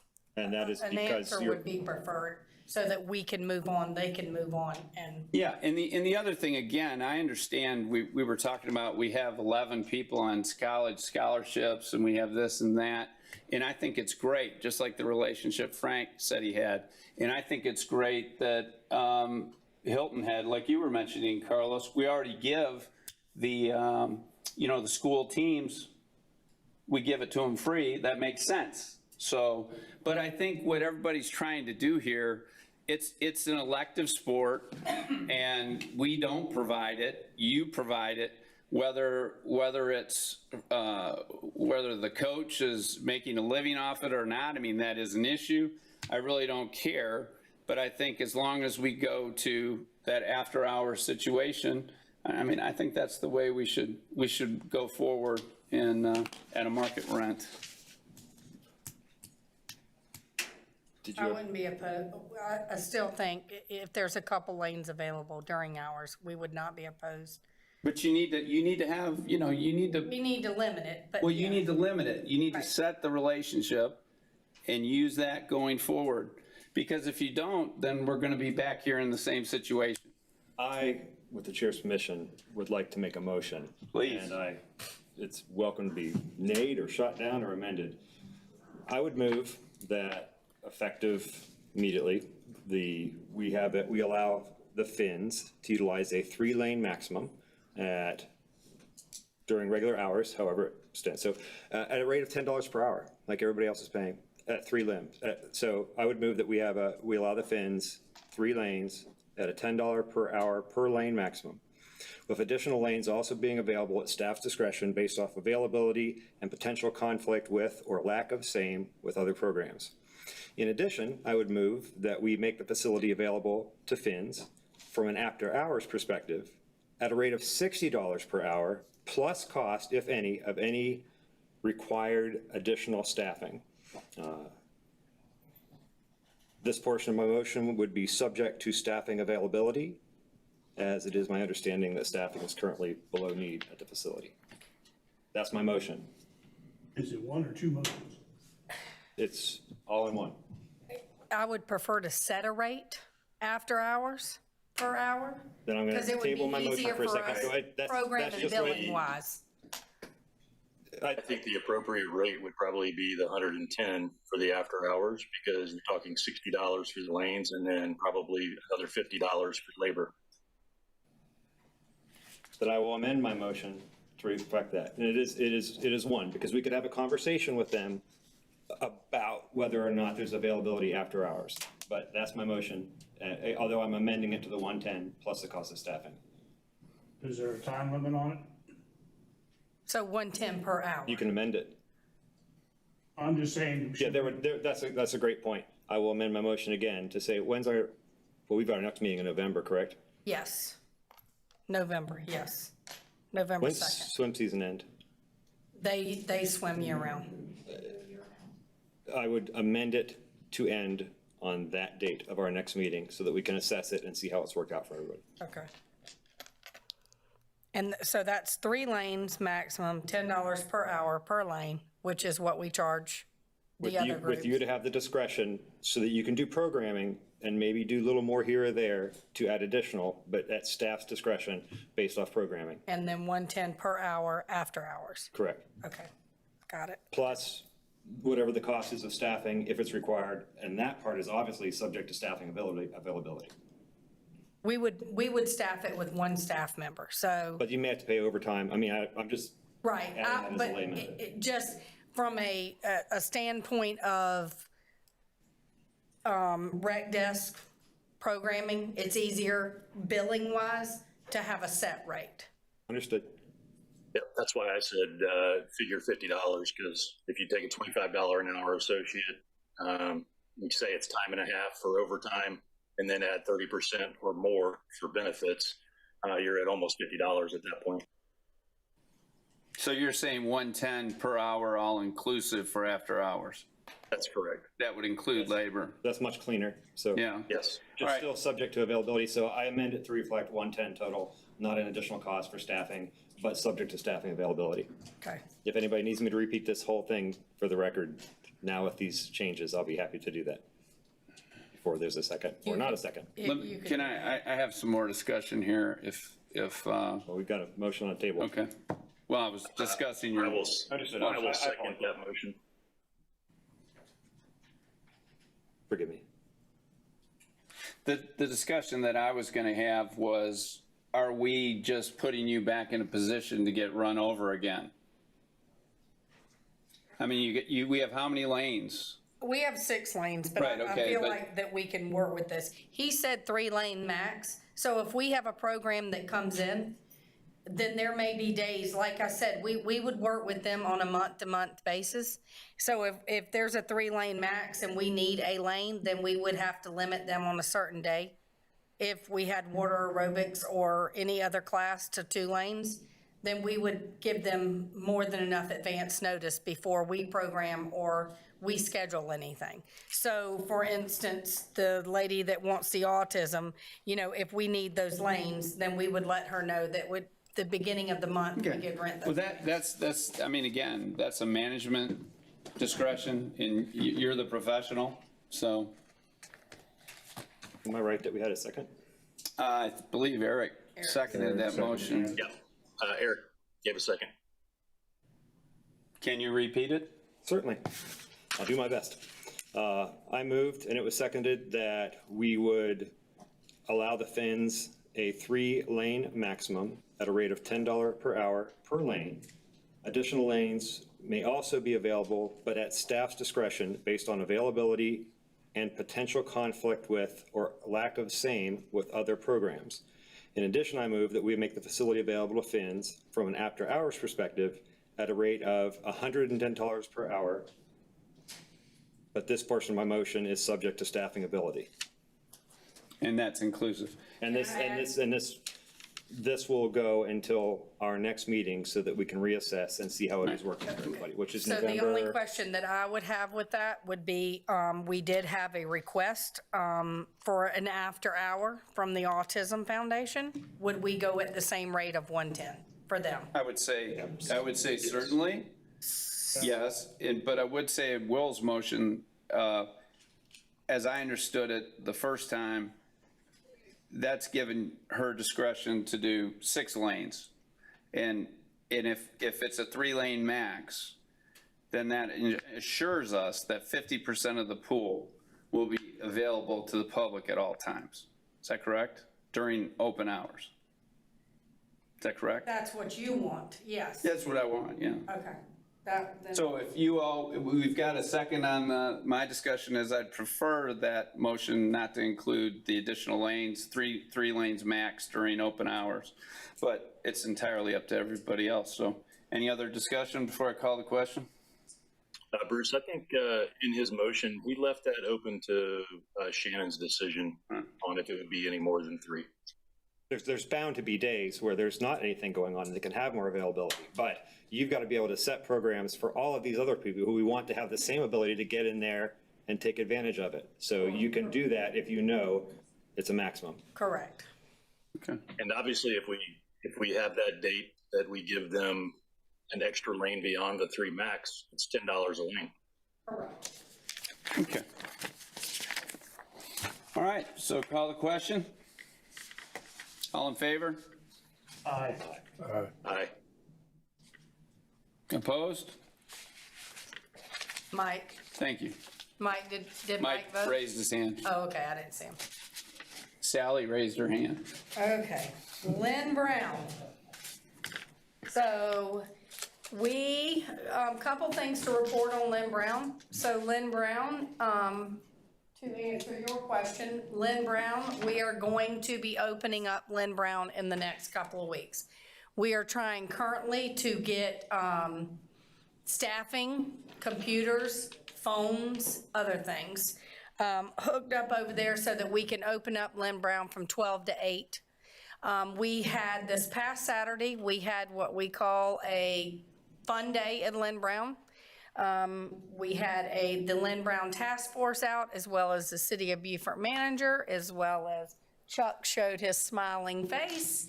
And we had a carnival, and she'll kind of pop through the slideshow here.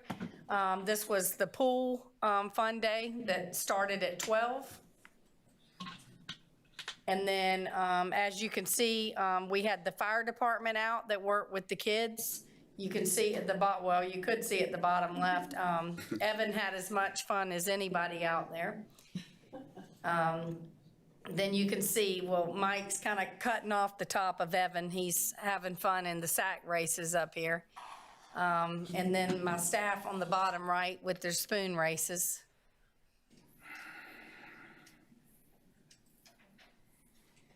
So we are planning on opening, we're planning on programming. As I said, we're working on, we have a staff member that will be moving over there. We will be open just as we are open to Burton Wells and Buckwalter. With the memberships, we are going to be expanding. We meet on Wednesday, where when we rented the school out to Bridges, we closed 2 of the classrooms. That was one big open room. We'll be adding workout equipment so that we can do the same that we're doing over at Burton Wells. We will have open gym that will be open to the public, and allow people to come in and play basketball as they want to play. So we're excited about it. It's within walking distance for the USCB kids, so they can come down and play basketball, work out, do as they want to in the center. So we are, like I said, we are super excited about it. We were asked to do it to answer the gentleman's questions earlier. Yes, we have been closed. We did rent it out to Bridges at one time for the school until they could build their school. And then right after that, COVID hit. So not just Lynn Brown closed, but most of our centers closed. There is a staffing shortage. There was a concern. We did not want to gather the after school, the seniors, or the summer camp programs. So we are looking into starting that back as well at the centers. So would that be available for volleyball for this gentleman? We, as you know, we don't rent the gyms. We don't rent the gyms to any. Our gyms are open to open memberships. So if you pay a membership fee, then you come in and play basketball. So we don't reserve our gyms. That's in our fee policy, and y'all put that in our fee policy. Eric, correct me if I'm wrong, probably 5 years ago. That sounds about right. Okay, so for a gentleman such as this man who wanted to, what would he do? I mean, if he wanted to have a volleyball league or something, would he come to you and have a joint program? He could work with us to start a volleyball league. We have advertised it several times. We currently offer adult volleyball. We've advertised youth volleyball before, but he could work with us to start a volleyball league if he was interested in doing that. Okay, all right. Just for my edification, since I'm new, where is Booker T in relationship to Lynn Brown? Booker T is out on the way to Charleston and Yamasee. Okay. And all of what she just said was for Lynn Brown, not for Booker T, even though that's what was on the screen. Even though that was what was on the screen, yeah. Was not part of it. That's coming up as H. All right, so the Booker T. Washington update, just to give you guys an update, it's in your packet. In the last meeting that we had some concerned citizens that came out to discuss the Booker T. Washington Center and not being used. So we have since had another community meeting, which would be our second community meeting with our councilman that's out in that area. In that, you will see the Booker T. Washington Center discussion summary. So we have given some options for that center. One, the community takes complete ownership of the facility. 2, the community conveys complete ownership of the property over to the county for recreational use and programming. 3, the community conveys complete ownership of the property over to the county for the use of civic gatherings, literacy programs, digital services programs, and basically to become a satellite library. 4, the community takes partial control of the center's programming via a lease agreement. Or 5, the community takes complete control of the center's programming via a memorandum of understanding and facility use agreement. So I put that in the packet so that you could kind of read over what was discussed. We have sent that proposal over to Councilman Dawson, and he is planning on meeting with the community to discuss their wants and needs and to see where we go with that particular center. So if we were going to put a date on this document, what would the date be? For a date as of? Well, yeah, I mean, this discussion summary, what date was that? There's no date on here that I can see. Oh, am I right? No, I don't. Last week, we sent that. Okay, so it was the last week in August. Okay. Correct. And how many people were at this meeting? Were there a lot of people? We did it via Zoom as well as in person.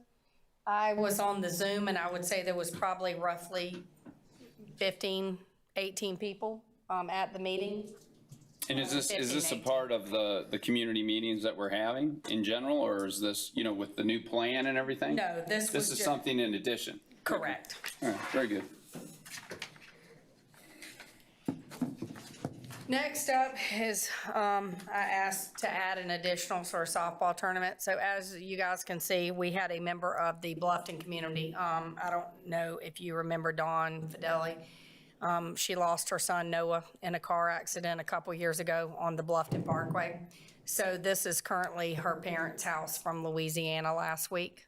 And we had a member of the community come that asked, could we do a softball tournament to benefit her parents? As you can tell, that pretty much lost everything in their home. And it just happened in time for me to add it to the agenda to ask permission for the community to put on a softball tournament to benefit the family. So what facility are we giving them? Are you proposing and? We would have to it would either be Oscar Frazier or Michael C., depending upon the number of teams. And with it being fall season, it would probably run in on a Sunday. So your recommendation is what, that we waive a field fee or a event fee there? Right, like the fire department's done in the past so that they could host a community softball tournament to try to raise money to help out. Do they pay disposal? I don't remember how we've done that. They didn't. The last couple of, they didn't. We just reported back the money that was taken in and awarded to the recipient. And it didn't cost us a lot of money. I mean, there wasn't a mess there or whatever else. Yeah. No. Someone like to make a motion? I'll move to allow it. Second. Any discussion? All in favor? Aye. Opposed?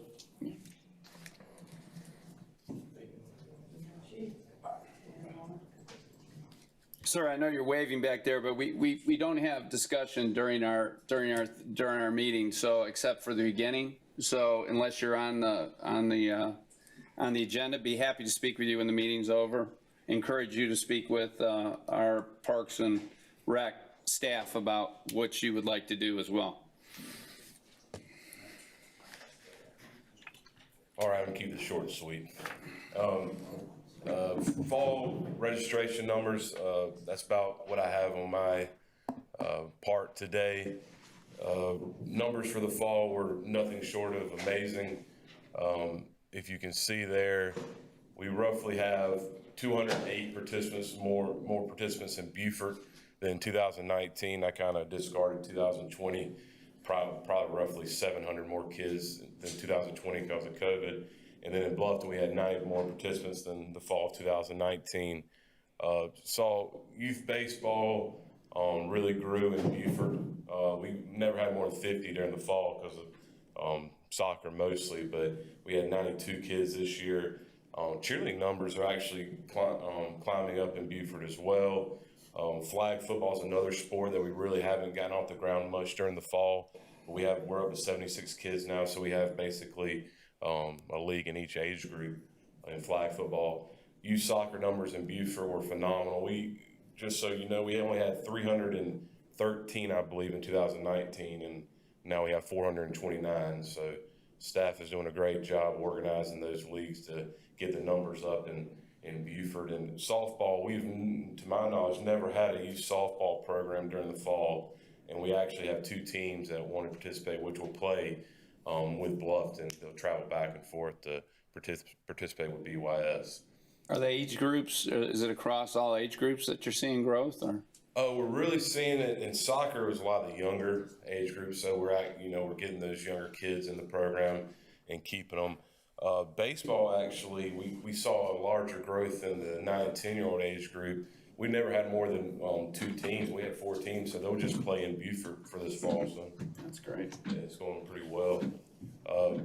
In Bluffton, youth baseball numbers are a lot better than last year. COVID really hurt baseball last year. I think we only had 170 kids, and it's back up over what we had 2 years ago, in 2019 during the fall for youth baseball. Same with softball.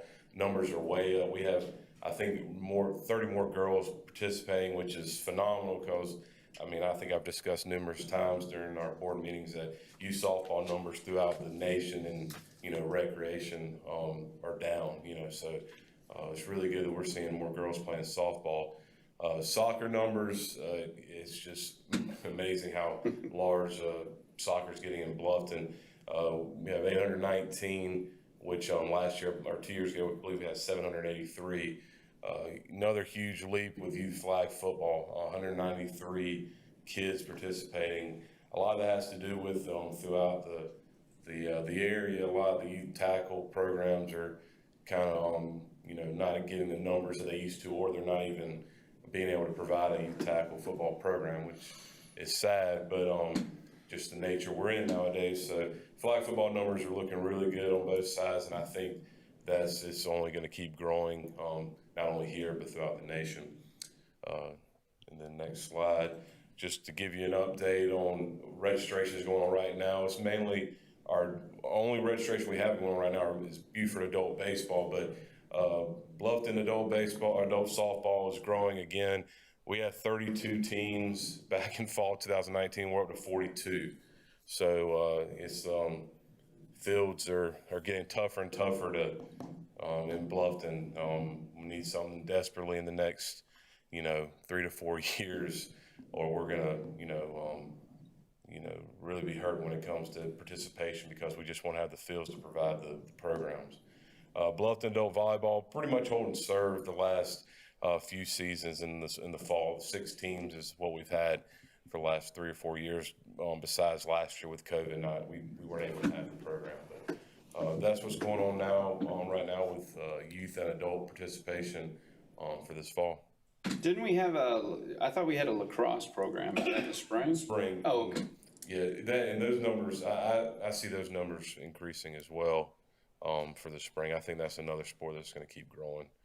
I know the high schools are pretty involved now, wanting us to even start trying to look at doing girls lacrosse. So I think we're going to try that out in the spring because the high school coaches are getting involved. Yeah, I know we talked at one time about deposits for equipment and stuff in lacrosse. I don't know if we ever came to a resolution on that, did we? We did. I did get an update from Kevin Reynolds, he's athletic supervisor that handles it in Bluffton.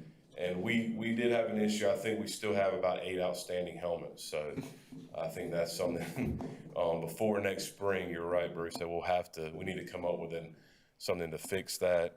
Fortunately enough, I don't think any of them are allowed to sign up for sports until that equipment's turned in. But yeah, we're still having issues with equipment being turned in. Okay, because I think we recommended that we put some sort of deposit thing in, you know, I don't know, I mean, a lacrosse helmet's what, a couple $100? Yeah, they're not cheap. They can get up to, I think, 400, but I think, you know, for a recreational use helmet, you can probably get one for 130. Okay. The expense is getting to where you now, you know, like goalies have to wear a certain type of chest protector. They can't just have the regular pads. They have to have a special chest protector, and then, you know, you have to get them recertified. Not say, you know, they've gone to shoulder pads, batting helmets. I'm sure your son probably used the same batting helmet for 8 years. Now you have to get them certified. But anyway, that's all I got. If anybody has anything else. I have a quick question. As far as the adult side with baseball and softball, I know you said that there's an issue with fields. Have you reached out or looked at possibly using the high school fields in some way to? And the reason why I say that, because again, that can be a revenue stream potentially for, if you're using a high school field, that high school program could do concessions. Right. And now you have the facility, they have a way off season to generate revenue for the spring. Right. And then my other question was with the youth football and those other sports that you mentioned in the fall, how is this being communicated like to the elementary age level kids so that they can become more active participants? Right. I'll get that one in a second. That adult baseball wise, we would not be opposed at all to playing at the high schools. I think the only issue in the past has always been what we would have to pay to use the facility.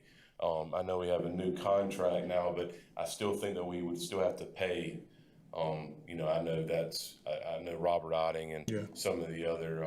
It's like $300 a day. To us, it'd be great for us in Beaufort because our baseball program is growing. You know, the fields that we are kind of pushing the adult baseball to are not fields I would like them to play at. Plus, I think distance-wise, the fields that they're playing on, they have an older group that are playing, you know, so they want to have opportunities to be able to hit home runs. And the fields they're playing on right now are pretty large, you know, that they won't be able to do so. But I'd be in open conversations with that, Carlos. Well, I'll get with Robert on that because I can see where the high school coaches would be open to that. Again, I'm looking at it just from an athletic director standpoint and looking at a revenue stream. You know, I get the traffic out there on the field, and you know, we just do concessions and do some other things and allow the community to use the facility through an MOU agreement. I think that it just works. But I would definitely sit down with Robert, leaving this meeting in the next couple of days, and just kind of see what his thoughts are, because I feel like the coaches would welcome it. Well, I agree. Before you moved here, this was 4 years ago, we hosted state football championships, one at Bluffton High, one at Battery Creek, and the Bluffton High Booster Club decided to run concessions for it. I think they loved it. Yeah. Because, as you know, and it actually probably helped us some with staffing because, you know, it's kind of hard for us to get part-timers sometimes. Yeah. No, absolutely keep me. I would do that. Okay. The outreach with the community, especially elementary schools, it's gotten tough for us. We talked about it at the last board meeting with, you know, Peach Jar. That's still what the school district using to get the flyers and everything out to the public? I can check on that. I guess my position is I can go back to the district leadership and basically say, you know, we have an opportunity here. No, absolutely. And so that's, as I sit here, that's all I envision, is that we can do a better job on our end. I just need to get the communication and get it pushed out. I mean, we can get it pushed out, but I just need to know what I need to take back to district leadership to make them aware of, so that we can, because I think the numbers could be much greater. Oh, absolutely. I agree. No, I'll send you the basketball flyers. If you would do that, yes. Yesterday. Yep. And now that'd be really helpful because that's, you know, we used to be able, most places used to be able to take flyers in the schools. That's kind of, you know, nobody's really allowed to do that anymore.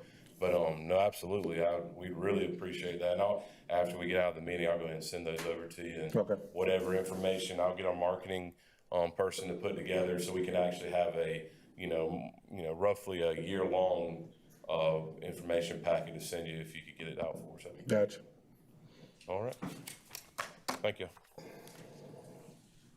Shannon, does our new software do anything that would, coordinate with the schools or anything? The new software? We haven't even explored a lot of what it does, right. so it may very well. Okay. So, I'm Annie today. Annie is one of our soccer coaches, so she had to get to soccer practice, so. I believe this is, I can't see the top, Battery Creek Pool? Yes. Battery Creek Pool. So, the BOGA classes. We have Tuesdays and Thursdays at 6. Group swim lessons. Currently, we have none because of the short staffing. The swim team, Battery Creek High School swim team is practicing Monday through Thursday, 4:30 to 6. School's lessons begin in October, and they're gonna be from 9 to 12 p.m. at the pool. Lifeguard classes we're gonna start September the 7th, and we're gonna try to advertise and do them every week and try to see if we can recruit lifeguards. The inflatables will start at Battery Creek Pool on September the 18th. Beaufort Pool, we have the BOGA classes Monday and Wednesday from 6 to 6:30. Group swim lessons, currently none. School swim lessons again, September 13th. Swim team, they began August the 16th, Monday through Thursday, 4 to 6, and Friday from 4 to 5. And then Bluffton Pool, we have the group swim lessons, currently none. Swim team, that's a typo. Should have been the high school swim teams, May River and Bluffton, 6 a.m. to 8 a.m. And Fins, we're currently 4 to 7. And the school lessons again begin September the 13th. And like I said earlier, we're trying to do the second grade and the third grade to try to see if we can make up for what we lost last year with COVID.